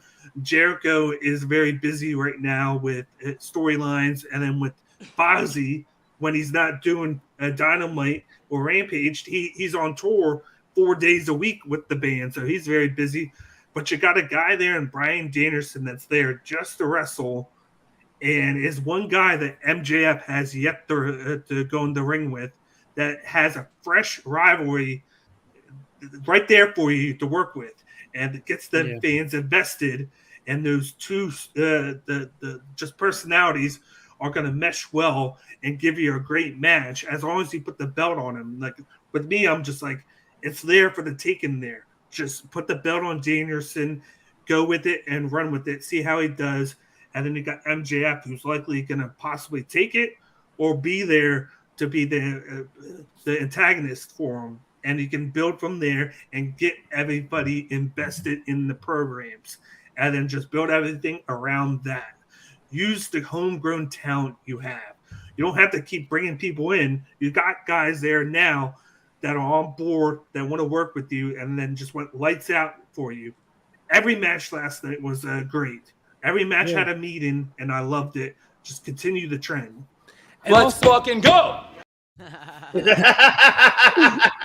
Also, just to piggyback off that, I've been saying on this on this show for weeks now that AEW doesn't allow their show to breathe. They just try to jam pack it with so much action. They put so much. I feel like last night was the first time where it was like you were able to breathe with the episode. It didn't feel rushed. It didn't feel like they were just trying to get to the next segment and rush into the next one. It felt like last night you could just breathe. So that was a nice change of pace. They did a lot more promo packages last night. A lot of. We've been asking for that too. Yeah. So we've been saying, all of us, and and I feel that goes to your point. I think that helped with the letting it breathe. Coming out of commercial with a little refresher of something that happened either last week or of course on Sunday. Especially sneaking that Jungle Boy one in there. Yeah, that Jungle. Yeah, that was a good promo too. I loved it. And then you guys noticed with the whole promo with MJF, they literally cut off Punk 100% of that promo. Yes, nothing was there. Didn't even mention him. He was out of the opening theme song and everything. Nothing was there. Nothing was there at all. Everything was focused on MJF and the fans, not in the ring. Nothing at all. But that's what I was like. Do you that's think perfect. That's how perfect. fire John Moxley's promo was and what the core essence of it was? It's like really, we get fire up the crowd, bring life to everyone, and all that. Do you think it should have just been a segment by itself, maybe to open the show, and then have MJF come like after another segment, maybe? Like, do you think I think it was done perfectly. Yeah, because They gave us the MJF and then they gave us that, but like you said, they really didn't have to. I think they wanted to design like that. I think they wanted you to get invested in the potential of having MJF and Moxley, so that if they put the belt on Danielson, it comes by surprise and catches everybody like a sword. Because everybody's going to think it's going to be them two. I actually think it's for a different reason. But Moxley said, I love it for one reason. MJF's acting like a face. Moxley goes, "You're full of shit." All I needed, dude. Just one thing. And then he turned up the heel. MJF turned up the heel. Like he did the cheesy heel at the beginning, but he found the way to turn up next notch heel now and really just make, because he knew he was going to get the initial crowd reaction. So he did like the fake, "Oh, I'm happy to see you guys," because he had to play to it, right? He couldn't come out full asshole. And they're all like happy to see you. Can never be full asshole. And you know what? Now that you said it, it makes perfect sense. I mean, that was. I actually think that it was by design in a different way. I think that was exactly it, to turn MJF to next level, because he couldn't heal the crowd. The crowd was loving him. So having but Moxley also there, coming out of this weekend, you had a lot of people saying how good the WWE was. You had a lot of people saying, "Oh, the WWE doesn't do shit like this. You wouldn't see shit like this in WWE."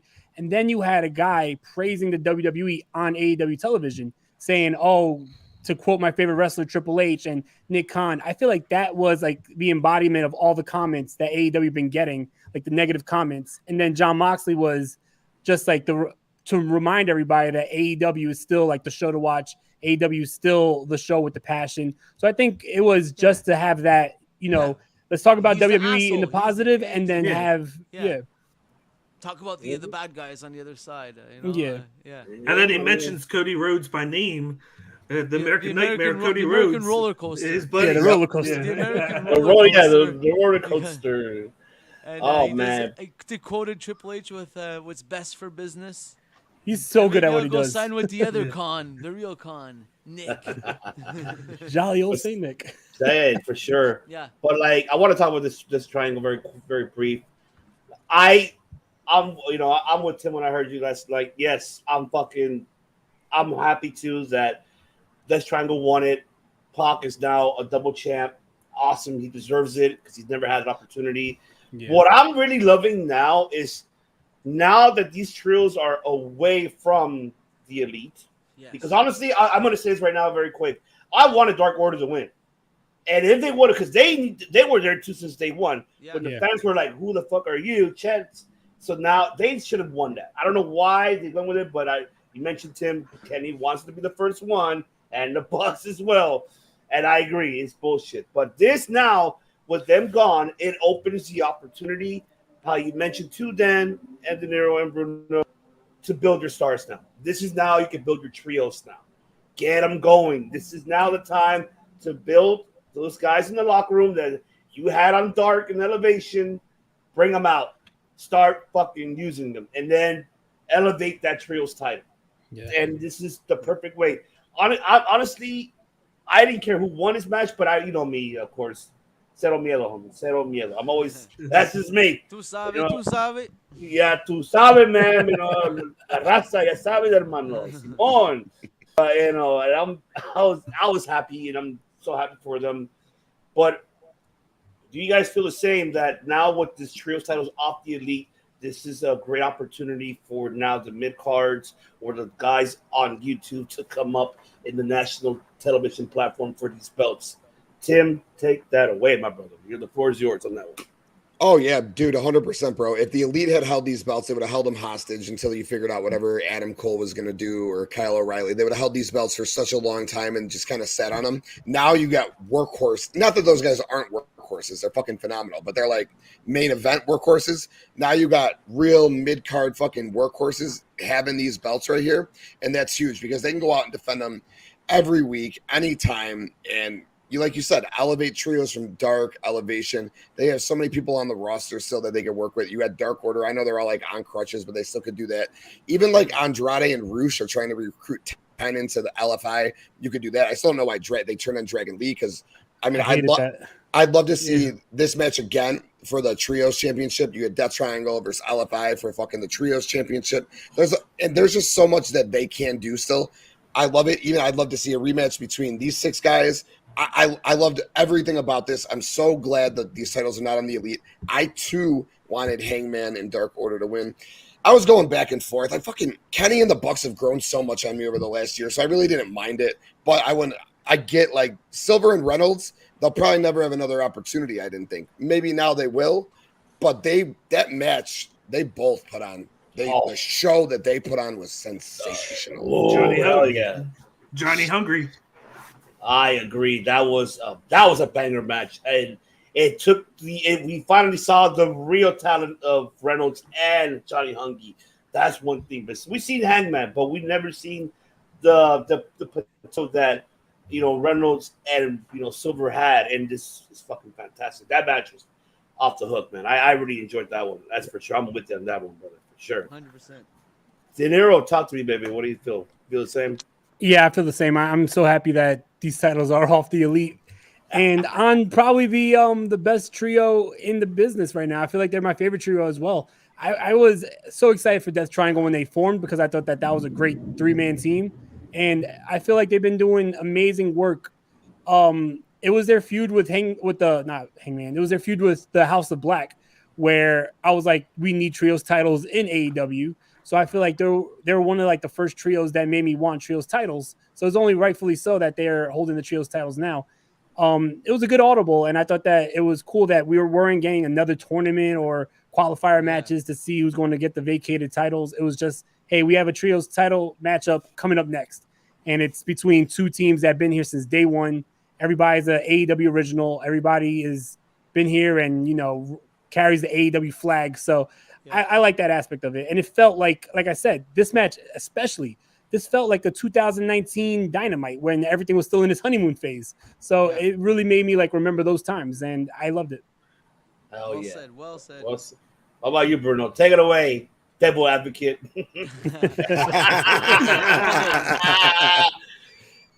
You know what? Like I said, this was one of probably my favorite match of the night. Again, not gonna say the same stuff as Mr. De Niro there, but yeah, man, it was originals. I leaning more. I wanted Best Friends to win simply because especially Chuck and Trent. I really love those guys, and they really they deserve it. Trent with that injury in that freaking brawl, what was it the parking lot brawl? You know what I mean? Yeah. He had to come back from that. They were part of the heavy part of the no fans era, like the roster of guys that were Arcade Anarchy. Yeah, all kinds. Hey, that was classic. I actually did enjoy that shit. If you remember, the original parking lot brawl was supposed to be these 2 teams, but then Pac was stuck in the UK. Like when the pandemic first started, it was supposed to be these 2 teams. You're right. I forgot about that. You're absolutely right. But the one point I want to make about the trios titles in general and the Elite them not having it was, the Elite, whether they have titles or not, they're going to put themselves in a main storyline, right? And everyone's going to be interested. The belts are traditionally to get people to the next step, get people with some get people over, as they say. You know, and it's good to have it floating around on these guys. Okay, mid-carder guys, kind of. We want to give them a little more a storyline right now, and it's good that it's there now for anyone for the taking. As like, so you guys said, holding them hostage with the elite. Because either way, the elite are gonna hold TV time hostage, right? The elite will hold TV time hostage already. So you already got that without the titles. Now the titles at least let some other guys get some TV time and a storyline. And that's pretty much that. Yeah, I loved it. There you go. All right. Big Dan. We all know, of course, Kenny and the Bucks. They're already built as a trio. They're already there. They don't need to be brought up by a title or anything like that. So it's a great move on that spot that they got stripped. Not that they got suspended, but that they got stripped. And you can actually put it on people that are going to elevate the title in their absence, and you can build more competition for when eventually the elite comes back. You got a team like that Triangle that can elevate that title, defend it every week because they're going to be hungry. They're going to want to wrestle. They're going to want to be there. They want to get to that level so that you have that rivalry that you can go back to in the elite and that Triangle when they come back. But then you got, I thought it was a great thing to have these originals wrestle this match. It sucks that Orange Cassidy and the Best Friends didn't win. But when you look at Orange Cassidy, it's always in the chase for him. You talk about the chase of a title. He hasn't won one, but the fans are invested in him as a character, whether he wins or loses. They're invested. They're invested in who he is, who he wrestles, and everything about him. He doesn't need a belt because he didn't win a belt. Did Orange Cassidy win a belt at some point? Not yet. No. Not yet. I want to see how you would carry a belt. Probably backwards.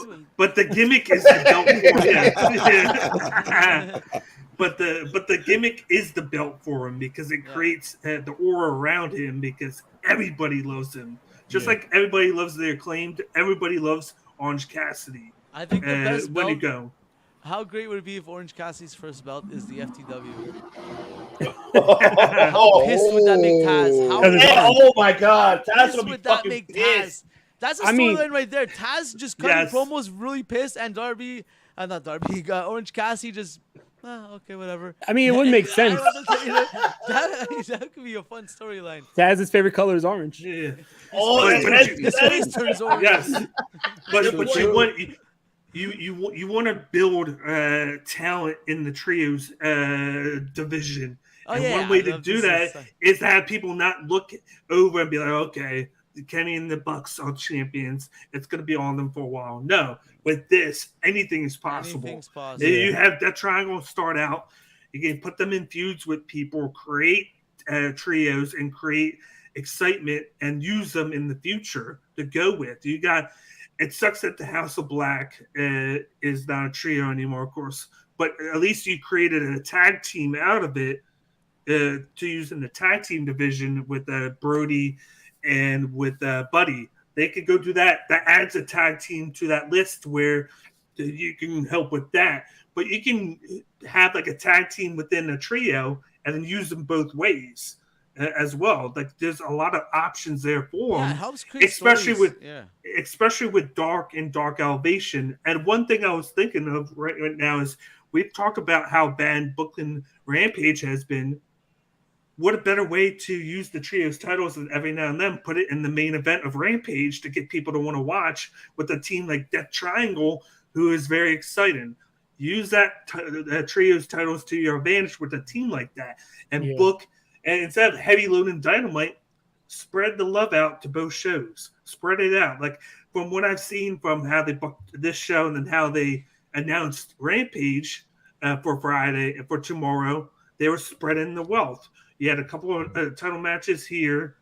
You have a couple of title matches on here to get everybody to want to watch both shows. Yeah. Keep doing that format. You don't have to build a juggernaut of a show in Dynamite and then put the leftovers on Rampage. A little bit here, a little bit there. Spread it evenly, and then you're everybody tuned in. Let me add something. Let me add something. Now you mentioned that, I just realized something too. Even though I'm not going to bring it up here on this one, but I'll bring it up here now. I just thought of something. Stokely's new faction could help fucking elevate this trio. And not only that, it will help this man too, because he's not done shit since he's been TNT champion. They need to give him something. And there you go. You can have those trios. You can have even this title. You got Stokely's new faction, Lee Moriarty. You got Ethan Page. You got W. Morrissey. You got the Ass Boys, of course. And who's the other person they have? I think that's 4, right? Or that's 4 of them so far. You got them all. You got all 5. Yeah, it was all 4, right? I thought it was just 1. So there you go. You have 4 people there that you can use. Ethan Page too. So you got 5 of them. Yeah. Okay, it's 5. Perfect. Okay, yeah. So there you have 5. So yeah, there you go. You can use those and help create a storyline with Wardlow and the Trios champion. You could take that and elevate these talents and just go for it. And that will get us invested, because one thing what I love what Stokely did here is he was going to tell us, I did this, but then they cut him off. And now it got us invested. Why did you do this? Why did you help MJF? And maybe he got paid for it too. Maybe that's part of the reason. And then now we're going to see a different side of the story. But I would take this faction and have them invested in these storylines. Help Wardlow. Give me Wardlow fucking W. Morrissey. Wardlow Morrissey. Again, I don't give a shit. Either that. Give me that. You need the people to feel bad for Wardlow. It's enough of this him coming out. And the Powerbomb Symphony, he needs to execute it quicker, because I feel the fans die. If he wants to have that Goldberg allure. Goldberg did his little sketch, let's call it whatever. His act quicker. We talked about the super kick, the spear, maybe another spear or whatever. Maybe he had one other move I'm forgetting right now. The jackhammer, done, out. Do his fucking thing and leave. And Wardlow, there's that moment where he slows it down, where it takes a little bit away. And so and then for now, you need to put a little bit on pause that trying to be Goldberg thing. And I think he does it. A Morrissey thing. Yeah, he'll beat up the flunkies, but working his way to Morrissey. Now you feel bad for Wardlow. Oh shit, he might lose his belt. Oh fuck, Morrissey's a beast. Yeah. Which is maybe the reason why they did that thing with him. Right? Was it this week or last week that Morrissey just beating up everyone? Was it last Dynamite? Last Dynamite, right? Yeah, last Dynamite. That could be probably what they're subliminally trying to show us there. Oh, there's another guy that just beats up 3-4 guys at a time here too. And now, that could be exactly what Wardlow needs. Yeah, Ivan, you're onto something. I won't be long. I won't be long-winded on this. I'll be really quick. What they need to do with Wardlow, I'll name some names. You say Miro for Full Gear, but you got Morrissey, you got Powerhouse Hobbs, you got Brian Cage doing nothing, you got big monster fucking men there. Put these guys against Wardlow and make him look fucking important. Putting him against these jobbers at this point, I mean, like, Tony Nese is great, but like, you're squashing this guy. There's no reason. Look at the size difference. Wardlow's going to squash him. Yeah. Like, what the put him up against the Orange Cassidy. Oh shit, this guy looks like a beast, right? Tony Nese, I'm talking. Yeah. Yeah, it's funny because Orange Cassidy actually made Wardlow have a long matchup. Yeah. Which was like, of all people, I thought that. The logic, sometimes the logic, they're just like, okay, I really need to forget something to really believe this part right here. They're really making it imaginative sometimes with that type of stuff. Right. But yeah, we got to feel bad for Wardlow again. They have to give us something to feel bad for him right now. Because it's enough of him just being the crap. I don't feel bad. It's just he needs to. What I feel is that title needs to be prestige. Yeah, but we have to make him against someone like you said. Oh, he might lose against this guy. Yeah, take that faction and use them. Now that you have them, fucking use them and then elevate them. And the trios. But I like how he came into this matchup. He dominated, got out, and then he gets on the mic and he's like, "This is who I am." Like, you guys forgot who Wardlow was and what I'm here for and everything. But this is who I am. And just to remind you guys, this is my word, and you guys are in it. And he said it with the conviction. He said it so you guys knew he meant it. I thought he was going to pop a blood vessel, to be honest. Yeah. He's going to pop a blood vessel. And he did it so you knew. Yeah. And he did it so you knew because the past month and a half, he's been kind of here and there, just like we said. He's not getting used. This is him letting people remember who he was. Another OG, correct? Wardlow was there with MJF from day one, right? Yeah. So, I feel like the CM Punk thing fucks with Wardlow too, because if you remember, Wardlow didn't want to go after the world champion until CM Punk came back. So, Yep. where does that leave him now? We definitely don't Which need was Wardlow awful near the storytelling World at that Championship time. yet. He's still got a Yeah. ways to go. Yeah, Still I got to agree. learn. Keep him with that belt right now. Let's get him into Jeopardy. Like you said, maybe that faction. You know what I mean? Stokely's gonna start fucking with him, which would be great for the faction. Would be good for Wardlow. So I love the new look Stokely and the new attitude. By the way, since I don't know if we're there yet. I do. I don't know how you guys feel about it too, man. Tim, do you feel the same, Tim? How do you like this Stokely faction? Are you gonna be invested or? You take my money. Take my fucking money, dude. I'm all in. You got first of all, you got Stokely as manager. You got a monster in W. Morrissey. Ethan Page is one of the most underrated talents on the whole roster. Amen. That guy is Thank you. fucking Amen. phenomenal. We've Lee been saying that Moriarty for a is while, yeah. fantastic in the ring, and I got a fucking gun club or Colton gun autograph right behind me, dude. I love the gun club, dude. I think you Those said are my guys, dude. No. No. Let me show you how pumped I am. I do live in Chicago. I should probably need one, but no, I don't own one. No. But I love it, dude. I'm all in on that faction, dude. All in. I love it for everything you said. They can fuck with trios. They can attack Wardlow. They can do anything, dude. I love it, dude. Love it. Did you see how they dyed Lee's hair and then he had that crazy, was it Chris Tucker personality that he was going with at the end when they did the kick? He was like, "You just got knocked out," and then he laughed and jumped up. You gotta pull the clip up now. Pull the clip up. You guys asked for it. Here you go. You got knocked the fuck out. Yep. Shout out to production team there, Ivan and Gorilla there. Or it looks like you're in the truck there. You're in the truck. Hey man, I'm the man with 1,000 do things all at once, man. Trust me. For all of you guys. I know. Bruno does the same thing for Jopo in the ring and for Jopo. So he does for both. That's why. Yeah, man. And I got the opportunity to help out Jacques Rougeau, to not plug ourselves. Go ahead, plug it. But Wrestling Academy, what we call here Quebec Lutte Academy, also Wrestling Academy. It's Canadian wide. It was kind of a pilot concept. What is it going to be? And so, in short, if you guys don't know, it's the winners. This is a contest of all Canadians. Winners get 3 months at the Nightmare Factory, and QT Marshall was a special guest judge for the finals. And then he announced a couple weeks right before the finals that the winners were also going to be at AEW in Toronto. And now what shows and what they're going to do is up. We don't know yet, but now because our boy Jeremy Prophet, big shout out, the Harbinger of Truth, Jeremy Prophet. The Harbinger of Truth, Jeremy Prophet is on his way. And so I got a little intel that they are going 1 week before. They're going to the factory 1 week before it goes to Toronto. So hopefully he'll be able to shine over there, and we'll get a little more details of will he be on Rampage, will he be on Dark, will he be on Dynamite, will he be there with Jacques Rougeau? Who knows? Anything can happen.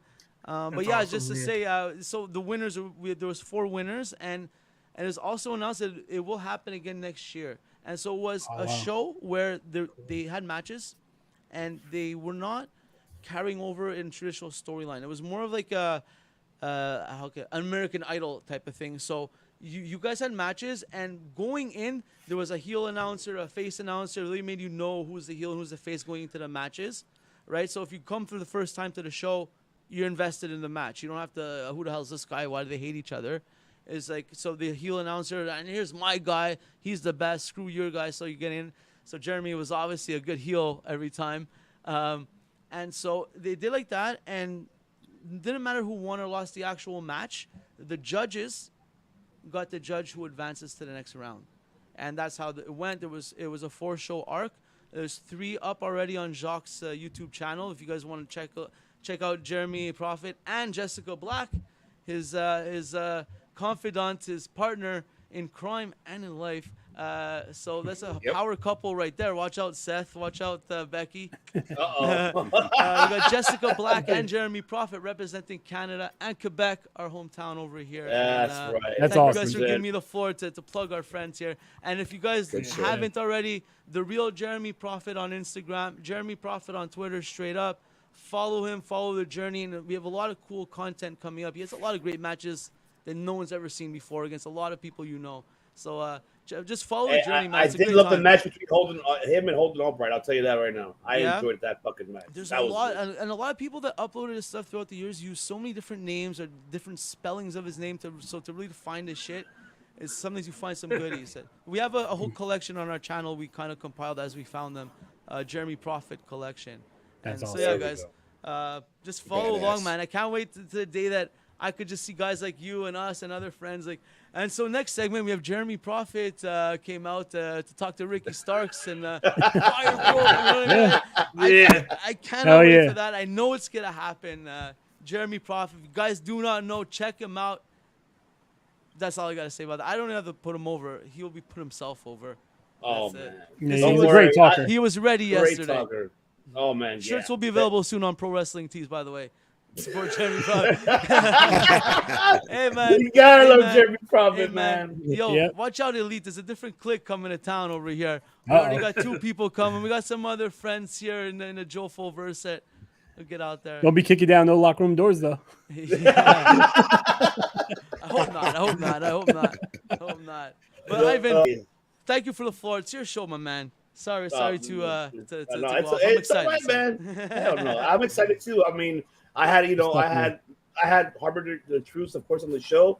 So hopefully he could jump on, with Tim one day. I was gonna say, he could jump on with Dan too, and and De Niro on the Wrestling Delorean. I'll bring him on the DeLorean for sure.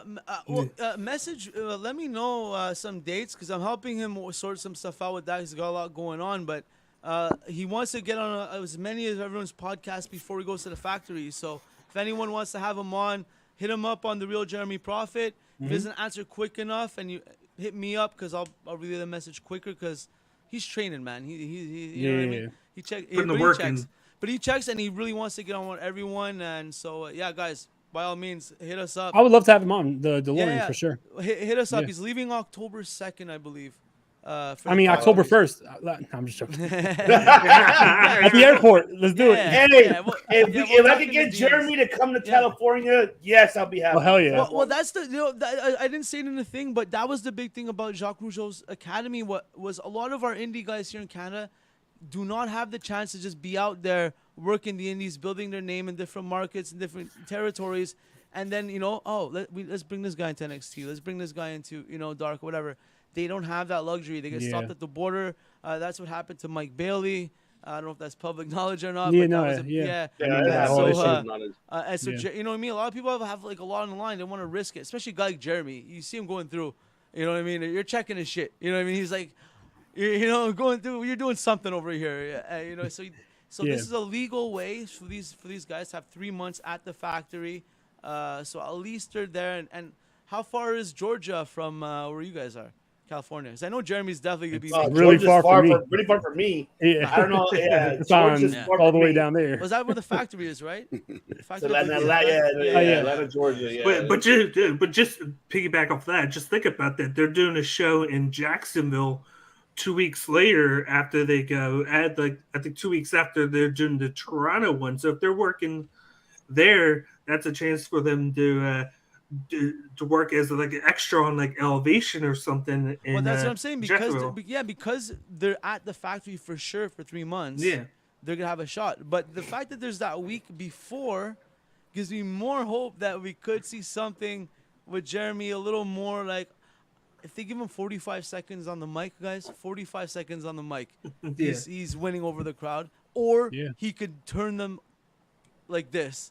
Make them, even as a Canadian guy, he could come out and make Toronto hate him with a really smart, and just bring out your favorite, Jack Perry, Jungle Boy, or someone you want to go over to the crowd. Bring out a local Canadian. Even if they bring out Jacques Rougeau, Quebec guy in Toronto, Canadian legend. He's like, I'm Canadian, but I'm actually Quebec. And Jeremy, 45 seconds. Get 45 seconds on the mic. But anything can happen.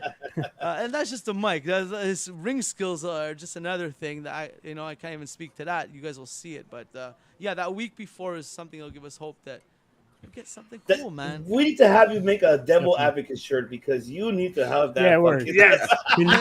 Canadian Paul Heyman. Yes, you are the Quebec of Paul Heyman. How you preach for Jeremy Prophet, which I do love Jeremy Prophet, so I understand.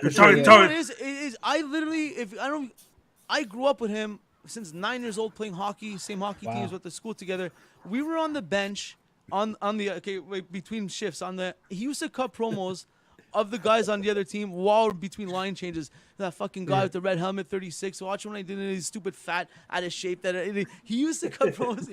We used to go to the shows, wait before the shows, meet the wrestlers, try to get autographs. You know what I mean? That's why, to me, this journey is amazing. Like, he's one of the only people I know in life that from a kid is doing what he literally always wanted to do. And right there just needs that camera time. And that's why I'm passionate about putting him over and using Ivan's 15 minutes. But I want to use now your phrase. Back to the action. See, back to the action. There you go. I just want to say real quick. I had to use the phrase, bro. I have to use it. Real quick though, for Bruno, I just want to say I think it's really dope. Like, as a friend, like how much you're advocating for him, and I think that's really awesome that you have his back like that. That's really cool. Fuck yeah, man. Because there's a lot of people, high-profile people. I'm not even gonna put their name out there. You guys know exactly who they are. Probably they're from our hometown, but you wouldn't know because they don't really talk about any of our guys. They don't talk about any of our federations because they made it. Yes, that's the unfortunate part. Yeah, they made it, and one of those guys was instrumental back in the days to talking shit about Jeremy behind the scenes, and I'll leave it at that. But either way, 11 years have passed, and now he's gonna get his shot because, again, back to the action. Tony Khan took that leap and gave us an alternative. That's right. Yeah, I agree. And here we are. That's right. And here we are with, of course, with this banger of a matchup, man. What can we say? But one thing, though, I wanted to say before this was, fucking Jericho gave up the finish for this shit. I don't know if you guys saw that promo. He said next week when I face Brian, I'm like, why? I didn't catch that. They try to fix it though, because Excalibur said, "Oh, Chris Jericho already is rooting for Bryan Danielson to win." So they try to cover it up a little bit, but I caught that. Yes, what's going on, Brian? Oh yeah, Brian. Yeah, but talk about it, Tim. This match of a banger, or what, man? Banger. Oh, dude, yeah. The fucking show continues on with Brian and Hangman, their third match, and it fucking didn't disappoint. It was shorter than their other ones, but it was action-packed, nonstop, hard-hitting, good spots, and the right man won. I've been so caught up thinking after the MJF and Mox promo that Mox was going to win the title, and it would be Mox MJF. I wasn't even thinking, and they want to do this Hangman Mox thing for a while now, so I thought that was the direction. I was so I didn't even realize Jericho said that, and then I wasn't even thinking about Brian.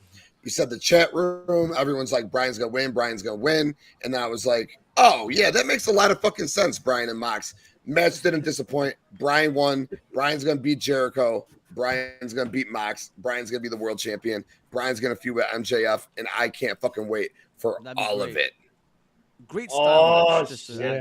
Great style match. I fucking love it. That's right. You're coming Ruthless aggression. Yes, and I fucking love it. Yes.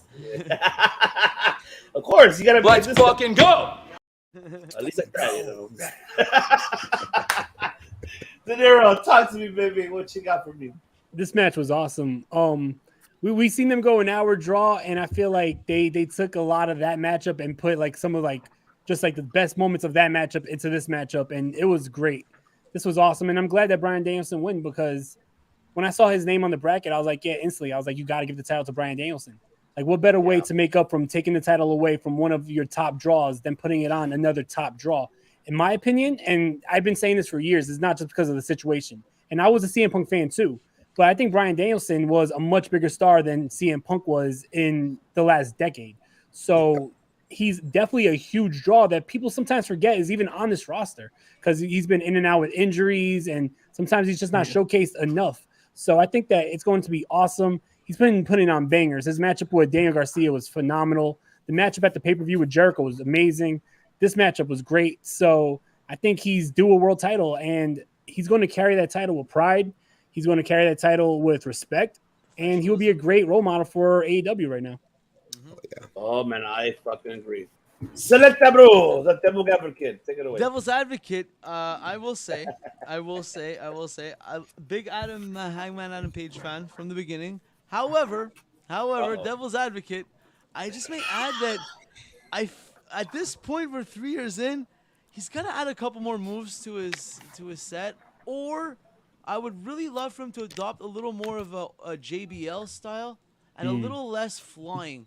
You know what I mean? To add to that badass cowboy, you know what I mean? A little more. He already does like the big boot. He does a lot of that, you know, that big tough guy style. I feel like I want to add a little more of that to his moveset. Add a little Hanson. Yeah, he doesn't have to take away of his flying shit because he always does the same flying spots now. I don't mind it. Like I said, I still love him, but add maybe a little more big man style because, you know, especially against Danielson, you know, they're great. But we saw, like you said, we saw him do an hour match already. We've seen a lot of Hangman Adam Page the last 3 years. We need to see a little more, I don't know, just a little something extra. Add to the moveset. Maybe just update the moveset a little bit, a little more hard. That's my devil's advocate on that. But other than that, I loved it.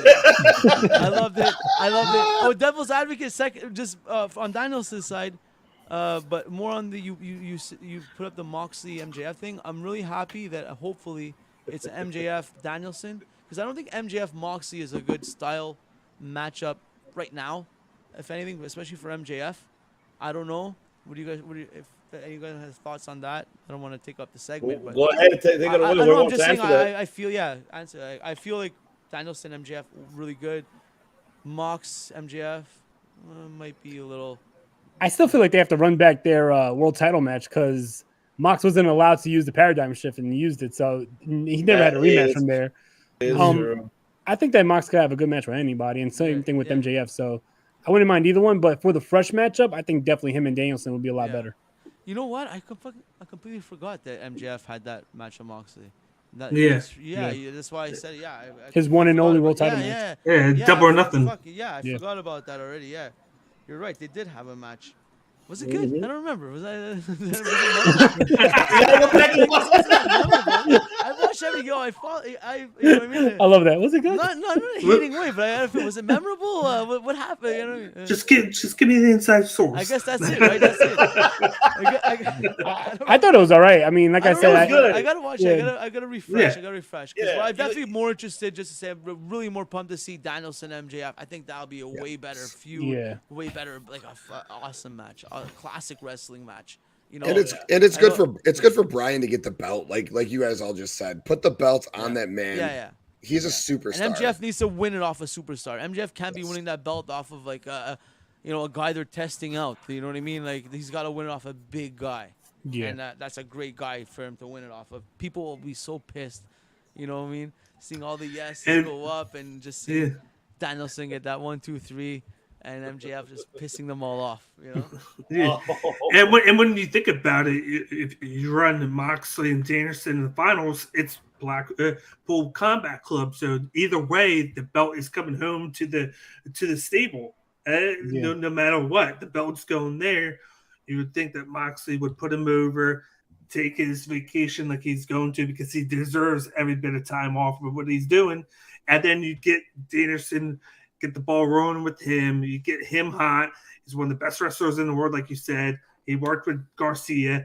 He's doing that thing with Garcia right now. He's intertwined in 2 or 3 different segments right now with this tournament, with Garcia, with the Combat Club. You got him doing different things, and he's finally healthy for this long stretch of time where he can put the work in, showcase his talents, and you have that built-in excuse of he hasn't faced MJF yet, and he's a big star already, so you can plug it in, make it happen. But this match was a scenario, best case scenario of less is more, because they had like you said, they had the 2 Iron Man matches.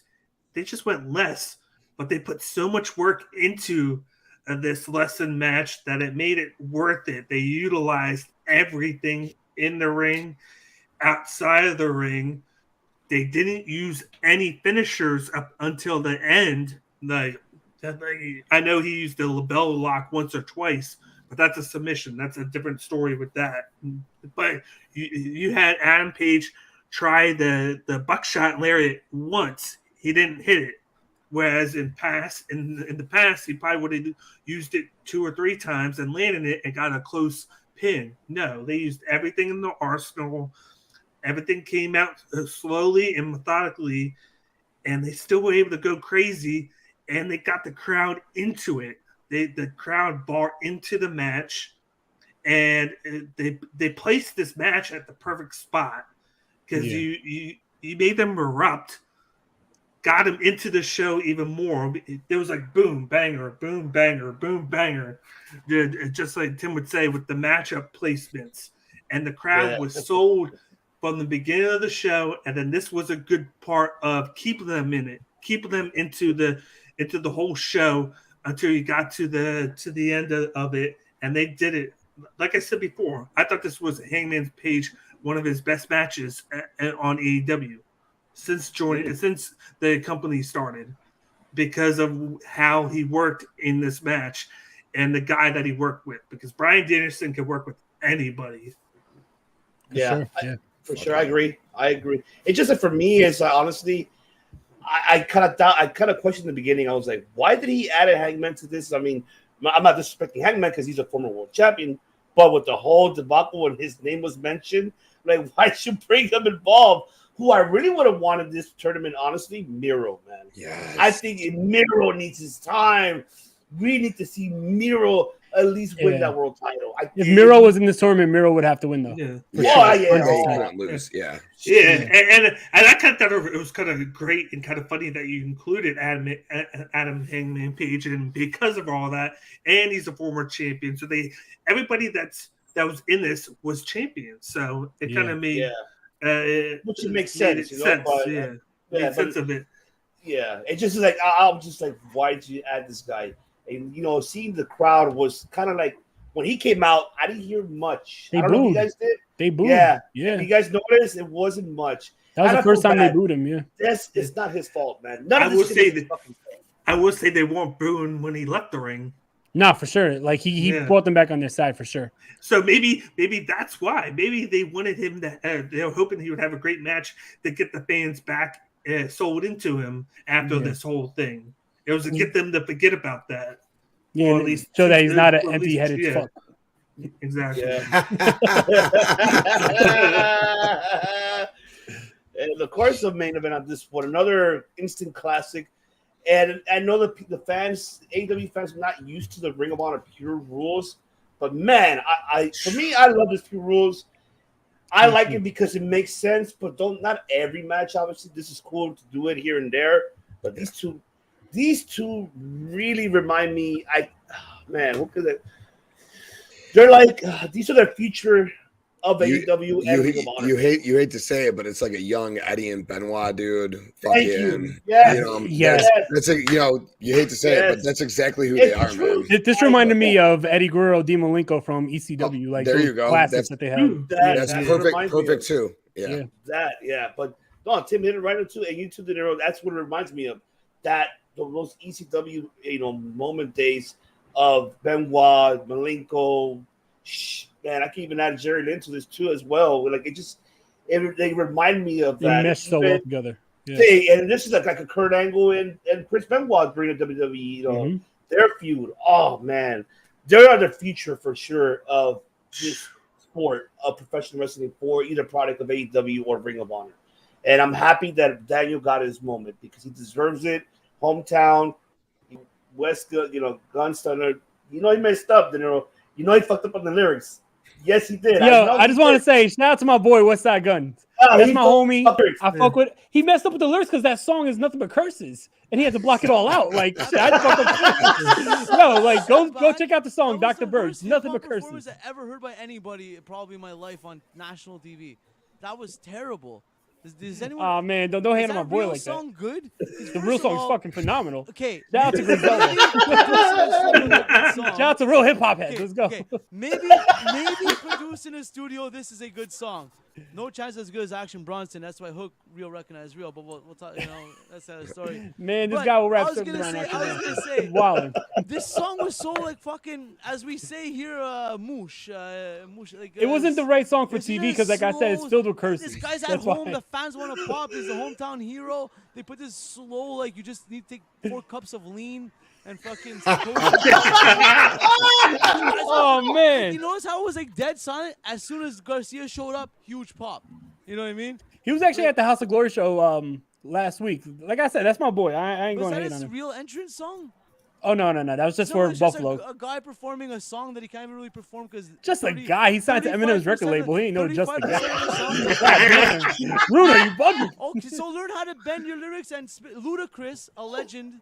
Okay, if you want to know hip hop, could perform any one of his songs. Talk about devil's advocate. MTV and remix the words That's so he can still victim flow it. advocate right there. You know what I mean? If you want to talk real hip hop heads, this guy that was out there, that was not a fucking hip hop head. That's a guy that knows how to find a good producer and a good studio and make him sound good, and he lip syncs his lyrics on stage, guaranteed. I'll tell you that right now. I never seen him once live. I guarantee lip syncs. I guarantee you know he the nerd wants songs to with a fucking vocal go. track behind him. He doesn't rap his My songs. man. I could tell right there. You can't if you can't rap your own lyrics and sound hype, you're not a hip. That's not hip hop. That's like he sang a song and it sounded crap. That's what he did. He sang a song. That's my devil's advocate on that. But aside from that, love the match. Love both of these guys. Love the match. Love Garcia. Love Yuta. Love the Ring of Honor rules. Trying to save face here. He's trying to save face here. Just that performance that lead Garcia, the hometown hero, to his biggest match ever. Holy shit. I hope he performs Garcia to the ring every week now. Oh, every single week. Do another song on the album. What's his name? Westside Guns. Westside Guns. Hey, look him up. He is good though, man. He's a hip hop legend, man. He is. But legend. Look, man, you can have a debate with De Niro on the DeLorean. You can have a debate with him. Back to the action. Back to the wrestling. Enough for the hip hop. Back to the wrestling action. Tim, take it away, my brother. What are your thoughts on this main event? Jesus. Yo, I fucking love the match, dude. I didn't really pay much attention to Westside Gun. I wasn't even sure. You know, my bad, De Niro. I wasn't sure who he was. I didn't hate it though, but I wasn't sure who he was. I just thought it was the guy who sang Garcia's theme song, so I was all for it. His hometown, wrap him out to the ring. Let's go. Let's do the damn thing. The match itself banged. The end of the match was fucking awesome. How deep Garcia locked the submission in was fucking fascinating. I loved how Wheeler tried to crank the neck, but just couldn't do it. Garcia tightens it even more. Yuta taps, which is so crazy because Yuta hasn't lost since joining BCC. So, like, the fact that he taps out, loses clean, and then the drama unfolds after. So Bryan Danielson comes out, like he wants to fucking do his thing. Daniel Garcia is his boy. Yuta pushes Bryan away. I was like, whoa. Then Yuta goes, shakes the hand of Daniel Garcia. So, you know, you have the code of honor. Wheeler goes and sits in the corner while Bryan puts the title around Garcia's waist. Jericho comes out. What the fuck, Danny? What the fuck, Danny? What the fuck, Danny? The whole thing was awesome. The match itself banged. I love Garcia getting the win in front of his crowd. I love the continued storytelling, a little dissension between Yuta and Bryan in the BCC. I like the continued storytelling between Jericho and Garcia, and I like the storytelling between Jericho and Bryan going into that match next week. The whole thing was done just like this whole Dynamite was done, absolutely fucking perfectly. Banger after banger. Great job, TK. Way to fucking put this thing going forward. Great. Let's fucking go. Let's fucking go. Oh. Double dose. Double dose. And I mean, to this day.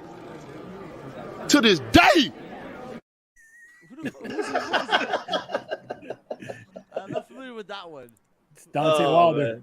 Dante Wilder in the boxing. Okay. Oh man. Yeah, just on your point, like I was saying yesterday, like I said in the chat before I came in the show, Tony took the lemons and made some nice lemonade right here.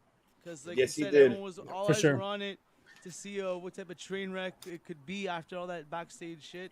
And he ended up coming out with a solid show. A lot of the originals showed up, and yeah, good times, man. Yeah, definitely good times. Yeah. So go ahead, De Niro. Take it away, De Niro. I love this matchup, and it was the perfect style for the Ring of Honor Pure title because if you look at the lineage of that title, the guys who held it, Bryan Danielson himself, Nigel McGuinness, AJ Styles, guys like this who wrestled with passion and had that technical style that made this belt what it was. It was perfect for that. And like we said before, like this was your classic Dean Malenko, Chris Benoit, Eddie Guerrero style. And I feel like these two guys have so much good chemistry that it's just making them bigger stars. The more they face each other, it's making their stock rise more, because this was even better than their Ring of Honor Death Before Dishonor matchup, which I didn't think they could top, because that was a phenomenal matchup. That was one of my matches of the year so far. So for sure, these two guys meshed together so well. It's like a glove in a hand. And this was just a banger of a match. I love that this got the main event spot also over the Hangman Page Bryan Danielson matchup, because it puts your young guys in the forefront. You know, like, not to keep on going back to the Punk thing, but there was a lot about, oh, I'm working with all these kids and all these young guys don't respect. And then you take two of the students of the game that are still very young, put them in the main event, and they have an absolute banger, reminding people what the style of AEW is. I think it was absolutely awesome. So for sure, like, I love it, man. Hey, your crew's talking to you, Bruno. See, look, come on. Oh man, that threw me off guard. It was absolutely awesome. Just crashed the studio. Oh, there he is. It's AJ Tracks. You can find him on Jofo Podcast. Yes, every Monday. Check him out. That's what Jofo Podcast. Most definitely. But yeah, this was a phenomenal matchup, and it really epitomized what Ring of Honor is all about, what that title's all about, and what AEW is all about, giving young guys an opportunity to own their craft on TV for the first time. And guys like Wheeler Yuta and Daniel Garcia are just running with the ball. So it's beautiful to see. And shout out What's That Guns. That's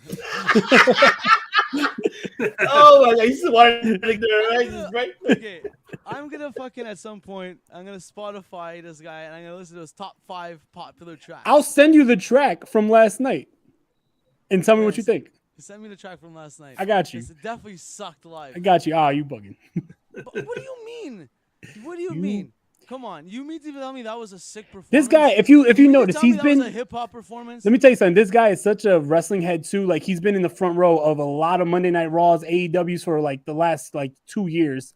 He's always in the front row, no matter where they are. He was in the front row of even indie shows. He was in the front row of House of Glory last Saturday. That's where like me and him chopped it up for a little bit. I'll tell you this right now. He could rap, and he's signed to fucking Eminem's record label. He ain't no namer. Number one, Max Caster, I think is better than him live. Oh, you bugging. You bugging. Oh, yeah. Max Caster is cool, but that's just to get you fired up. No. Hey, yo, listen. when Hook you're getting him fired up. You're getting him fired up in his life, and Action Bronson sings his entrance song, you're gonna see a guy who knows how to rap and live. Westside. Shout out to my rap group, Lords of Gotham. We're about to put out a diss track on Bruno, so go for it. I'll respond. Oi! No fighting. No fucking fighting. No fighting. No fucking fighting! Good. Get the fucking... I love that scene, no matter what. It's all love. It's all love. I'm coming to the dressing room after this broadcast. I'm coming to the dressing room after this broadcast. It's done. I'm coming in there. I will pull your hair and I'll bite you. I'm bringing my boombox and a microphone, and we're doing this like we do on the streets. Oh, we going rap battle? We got some freestyle cipher. Got you. This is going to be the league scrum. I know, right? You can find it here live on Circle of Debate in 1 month's time for Grand Slam Circle of Debate. Oh, man. Oh, my God. Go ahead, Dan. Go ahead. Top that. When you look at this, you look at what it's like the passing of the torch within this division here for pure championship. They put the belt on Wheeler Yuta to kind of build him up, to let the belt build up who he is. And they did it at the perfect time. They did it right before he went over to Japan and did the Super Juniors tournament, and then they just caught fire from there. Build up his character, build up his personality, and just build up who he was and how he is. And then he got the personality. It did the Ring of Honor match with Daniel Garcia, and then you put you over even more there.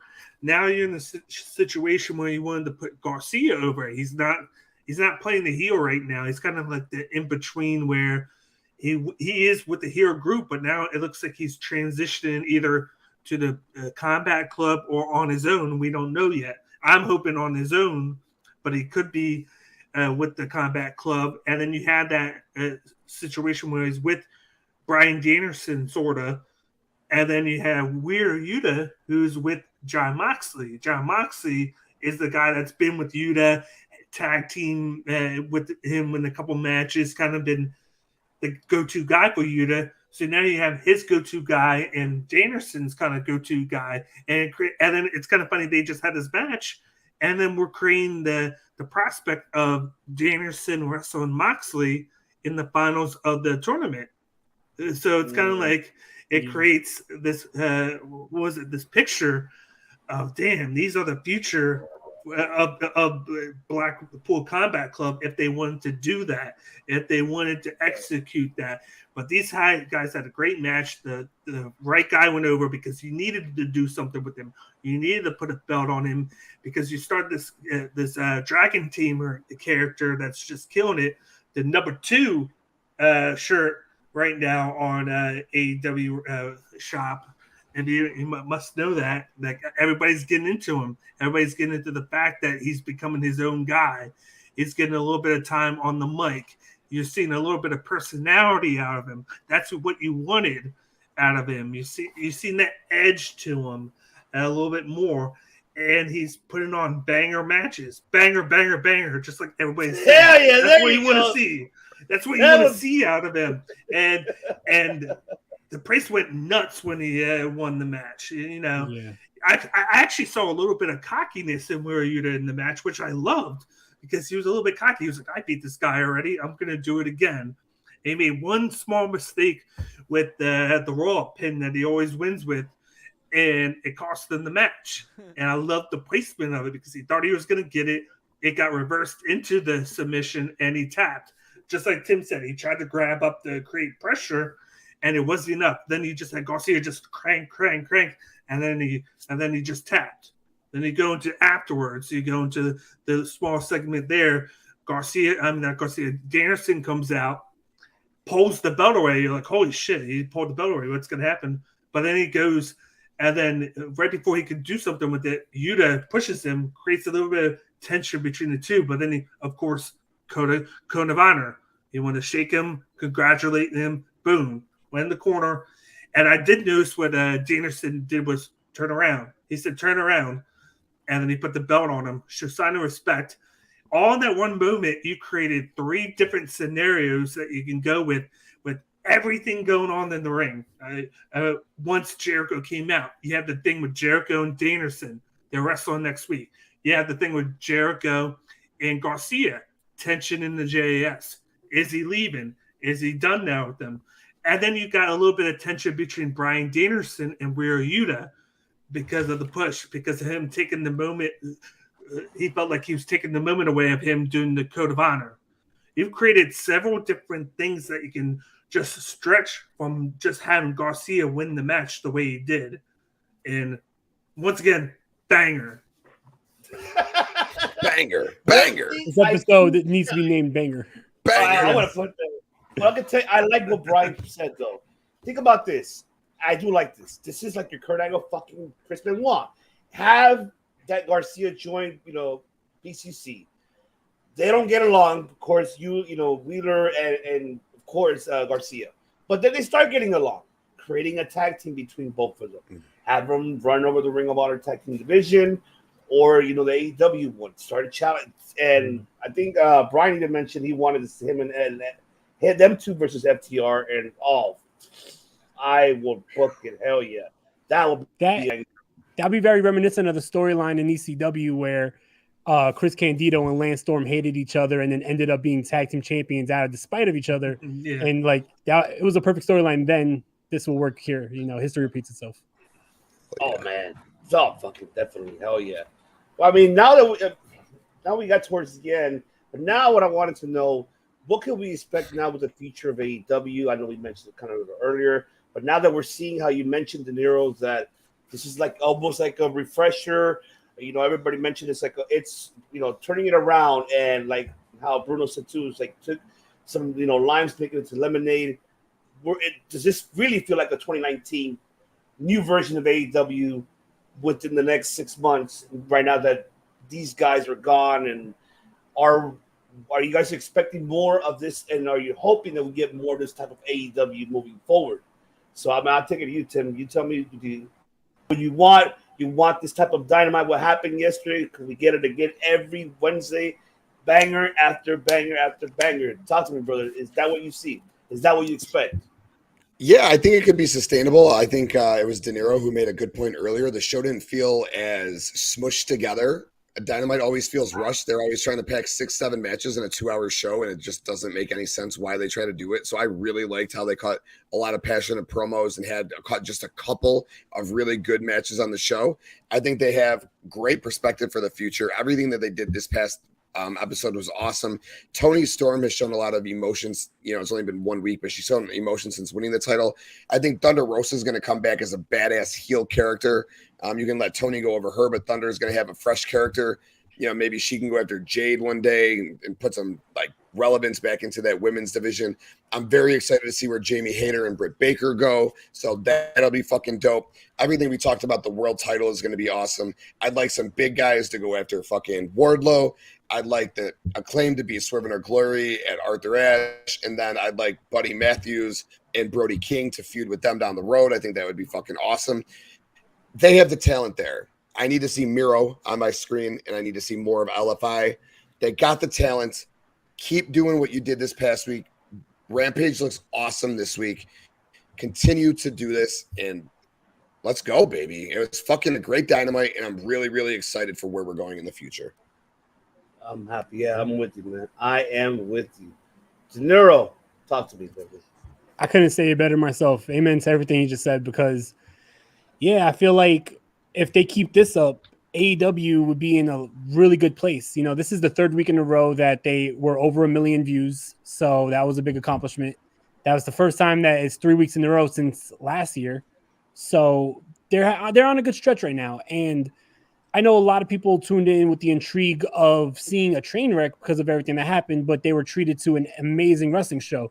So for sure, I think that this will only lead to, if it continues this way, more great wrestling. I'm hearing so much great positive feedback on last night's episode. So hopefully, like, this starts to bring back the positive vibe that AEW had before all this shit went down. And I hope that they continue to go down this route. I hope that they let the show breathe like they did last night. I hope that they have less matches, more video packages, more things explained. And yeah, you know, Rampage, like Tim said, looks amazing too. Dax versus Claudio, like, come on, like, that match is gonna be killer. But yeah, you know, you gotta, like, I think Dan said, spread the wealth to Rampage as well. And I feel like AEW is going to be in good hands. I don't think that they necessarily need either party of what happened during the weekend. They don't need CM Punk, and they show that they don't really need the Elite here to put on amazing shows. And it's funny how the EVPs are not here this week, and all of a sudden you have such a well-rounded episode. So that's all I got to say. If it continues this way, I'm all for it. I really love it. And shout out Blackheart in the chat. Shout out everybody in the chat, but definitely check out Wrestling Wild right now. The chat is going wild. Word. Yeah. Definitely check out Wrestling from this week. Still I do love Underground Tempo. I mean, I love that he mentioned all of make the TNT title. I agree. I'm with you. I think that's next. You gotta bring the TNT title, the TBS title, all those titles that are just floating around, because there's a lot of titles in AEW. All the ones that are floating around, just bring prestige to them, because there should be no championships that don't mean anything. For one, I think that one way you could fix that is you have Jade Cargill defend the TBS title every week on TBS on Dynamite, and have Wardlow defend the TNT title every Rampage on TNT. Like, that would make the most sense to me, and I think that's how you bring it back to prestige. Love it, dude. Love it, bro. Yeah, love it. That's hell yeah.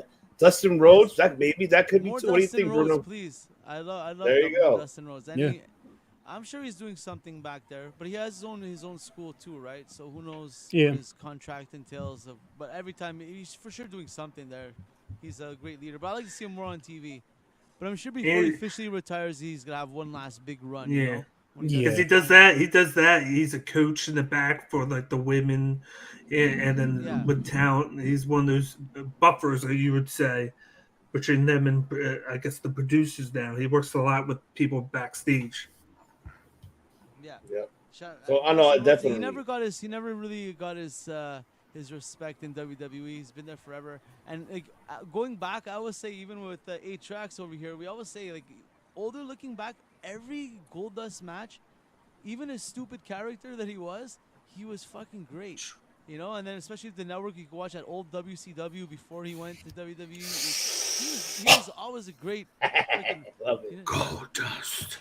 Oh God, CM Punk to CY. Yeah, the best, one of the best jobbers, you know, probably one of the best jobbers, Goldust. Nah, yeah, Goldust has a legendary career, and I feel like he's definitely underrated. People look at the gimmick and they don't even look at the style of wrestling. Yeah. Even in his NWA days and his WCW days as the Natural, like he has some. He was awesome, to be honest. He has some gems. There's just no Black Rain in TNA. You could skip that whole portion of his career. Yeah. Or seven. Seven is Yeah. the worst. I'm sorry. No, Everyone has their Black Rain and 7 of their life. But I mean, so overall, Bruno, you feel the same. I mean, you know, Tim De Niro said it best. I don't know, you agree. I mean, that's what you like to have as well. You know, devil advocate. Say it, devil advocate. I'm not gonna echo everyone else and make it boring, but I also don't have a devil's advocate. But I do have a point to maybe it could be interesting to look at, that we are currently on the road to AEW Toronto, and I'm not even gonna plug Jeremy on this part of it, but I'm sure, like we talked about Ethan Page, we should we should see a storyline emerge on the build to that. Jericho, whether Danielson wins and it's just a good match for Danielson to win, but in Toronto, Jericho's going to fight for the title in Toronto. Jericho's definitely going to be in Toronto as like main event. I'm hoping he wins the title in Toronto. I'd fucking love it, because me and Trax are going to pay top dollar to be there. And I'd love to see if I see Jeremy Prophet and Jericho win the title in Toronto, it'd be great. But either way, just a lot of you guys be press passes. What other Canadians are there right now that are on good terms with the company? Christian's hurt, so I don't think he'll be building anything with him. So if Jericho, Ethan Page, who else are the Canadians that are? Kenny's suspended. Well, you forgot, you know, Sean Spears, Magic Daddy. Your 2.0, your Magic Daddy. You guys talked about it. They're from Montreal. They're from your head of the woods. Exactly. Evil Uno is Canadian. I love their promo on Wednesday. And I'm pumped to see what Action Bronson does in the ring. That's gonna be fun. I didn't think he would actually fight. I didn't think he would actually fight. I thought he was just gonna do that spot. Yeah, he's gonna be fighting next week. Is it Rampage or next Wednesday? Oh no, it's gonna be at Grand Slam. At Grand Slam, yeah. Was it Brooklyn? No, Queens. Nah, it's in Queens. Yeah. It's gonna be a big match. I'd like to see West Side Guns perform. Actually, I'm pretty sure Action Bronson might perform. By the way, West Side Guns from New York, East Side. Just my friend over here looked it up. Just fun. All right.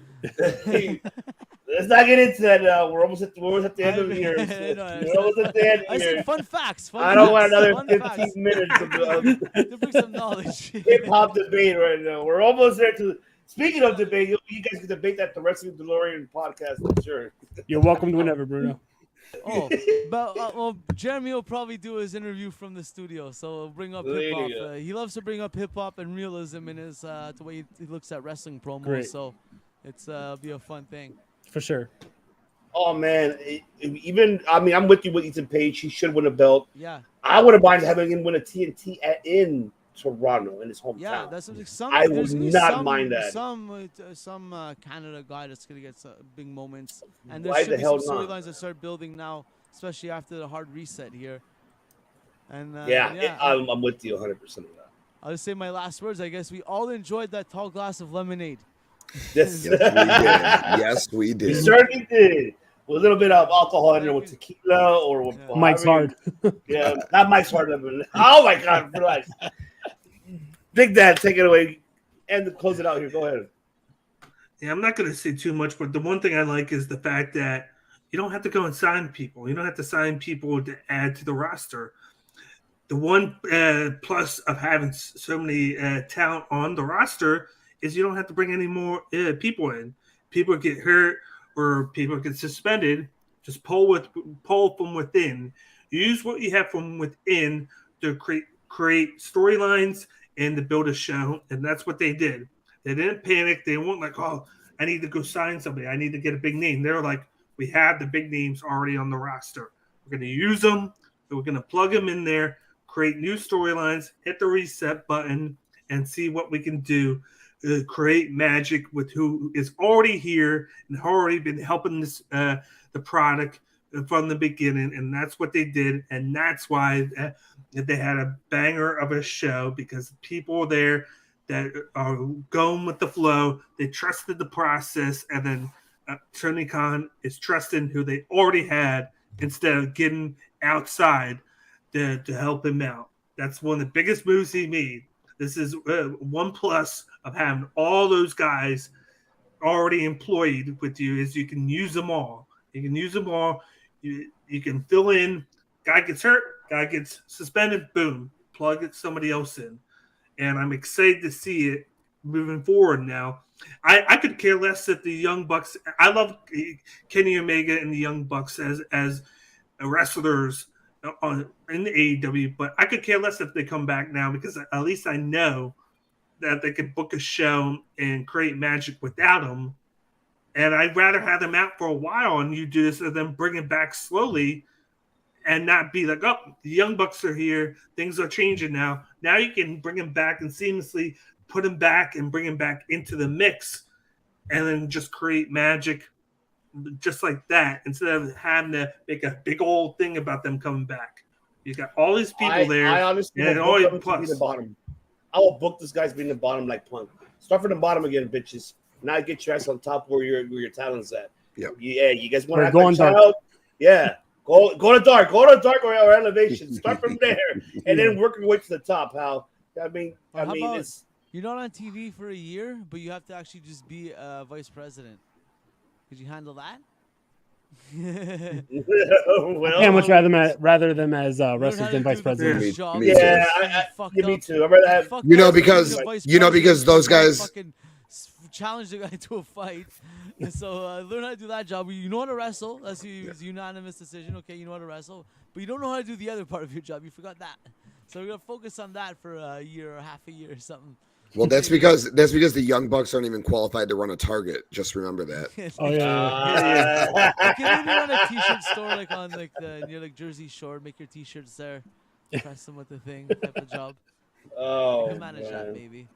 All I'm gonna say is Eddie Kingston is sitting somewhere and somehow saying, "I told you guys, I told you so" about CM Punk, and then of course.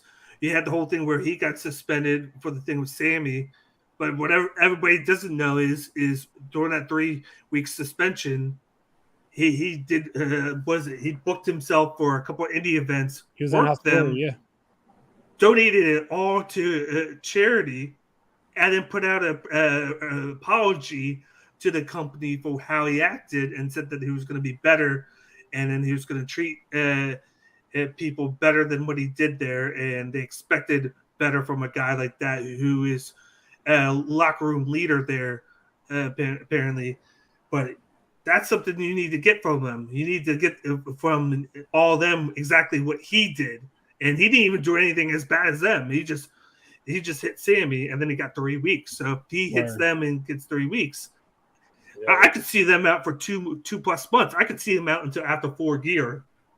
Like a whole review thing, and then have them come back in December. Yeah. Where Shao catch this fade in the chat. I just mentioned my rap group too. That's the other dude from the rap group. So I think we have to write a diss track, bro. Yeah, Underground Temple. I mean, I encourage it. I want to hear it. Jesus Christ. This Jofo, this me, this Hook, this go for it. No, for real. It's all about the content here. It's all kayfabe. It's all kayfabe. The devil himself. The devil himself. Oh man. What? I told him we'll come back with one. H-Hawks is saying, tell him we'll come back with one. I said, yeah, we'll come back with one, and it'll be right here on the Circle of Debate. Man, we could just have a full-on rap battle. Fuck it. Ooh, you want to do it live? Let's go. We have to get some copyright-free music so Ivan doesn't get kicked off, and we can still bring him some fun content. But we'll talk. We'll have some fun with it. We'll have some fun with it for real.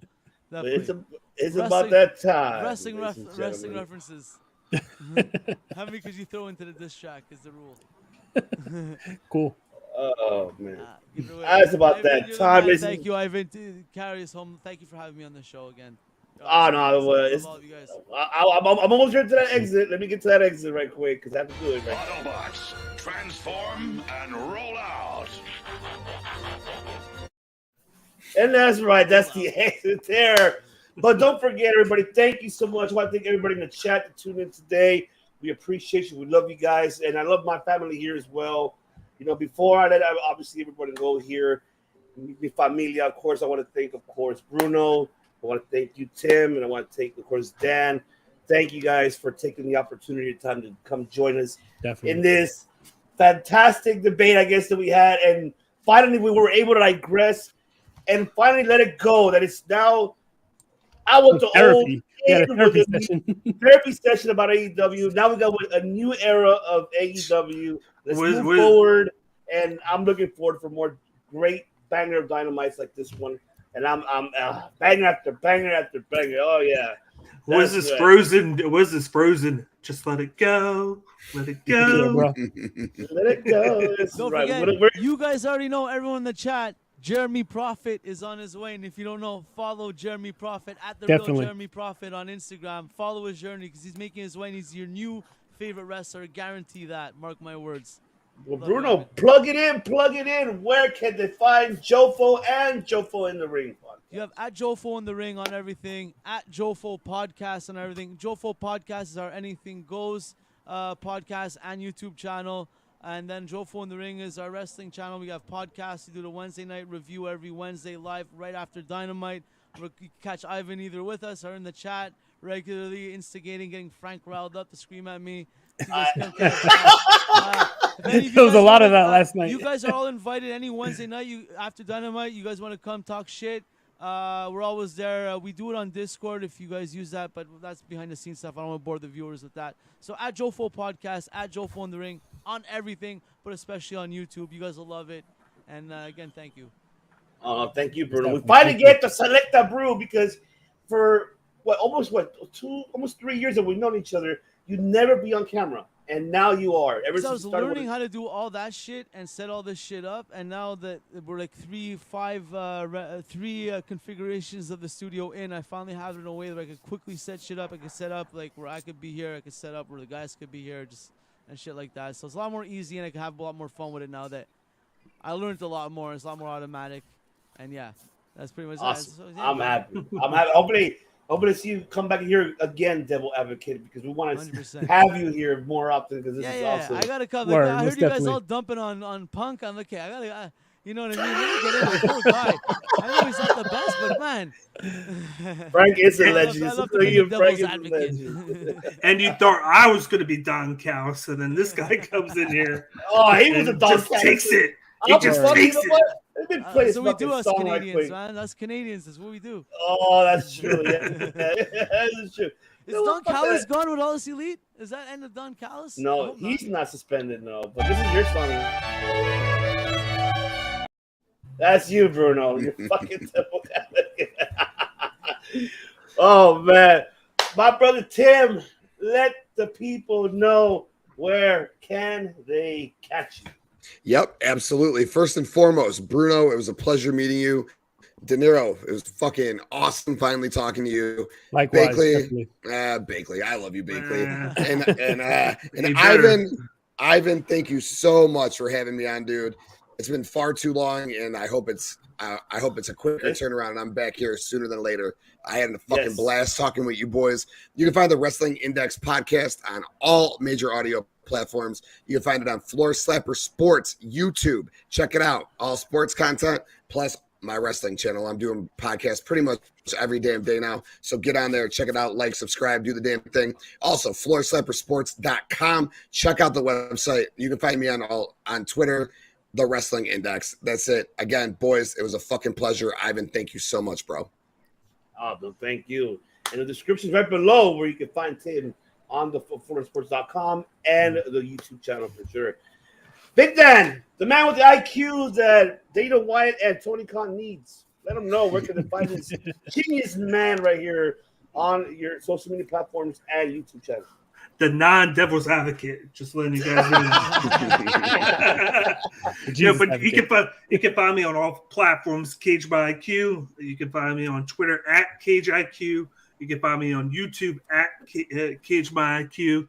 Find me on Instagram as well. I'm also on Twitch, just putting out a bunch of content for MMA and wrestling and interviews. Of course, we talked about it last night. I interviewed a couple of MMA fighters. I'm in the works with a couple more wrestlers. I'll probably be reaching out to you about Jeremy Prophet. I want to start getting a lot of indie guys now, guys awesome. On the up and up. It'll be cool to have him on before he goes to the get him while it's hot, man. Get him while it's hot, because people want to know what he's about when he blows up. Exactly. Oh yeah, definitely. Hell yeah. But you can just check all the content out. Go to Twitter. I post everything on all the time. And then just let me know what everybody thinks. Just subscribe to the YouTube channel. It's right. Well done, my brother. De Niro, tell people where can they find us, bro? Us. Yes, you can find us here. So hit that subscribe button. I just want to say it's always a pleasure, guys. Tim, working with you for the first time, absolute pleasure. Thank you so much. Bruno, same, absolute pleasure. I was watching your show last night, and I was just fucking cracking up the whole time. Like, yo, Frank gets so angry. He does. Frank is so mad. Yes. He said, "Man, what the fuck, man?" And I love it though. I am waiting. Bruno, like I said, I'm waiting for him to go off French off your ass. I'm waiting for that. I'm waiting for him to go off, but he hasn't yet. English first. We don't use French. I know, but I'm waiting for him to do it. I don't know why he hasn't done it yet. So I'm just waiting. But most definitely, it's a pleasure working with all you guys. Thank you so much for always, showing love, and I'll continue showing love to you guys. Like everyone support good wrestling podcasts and. Just great people, like even if it's not about wrestling, like great people, support them.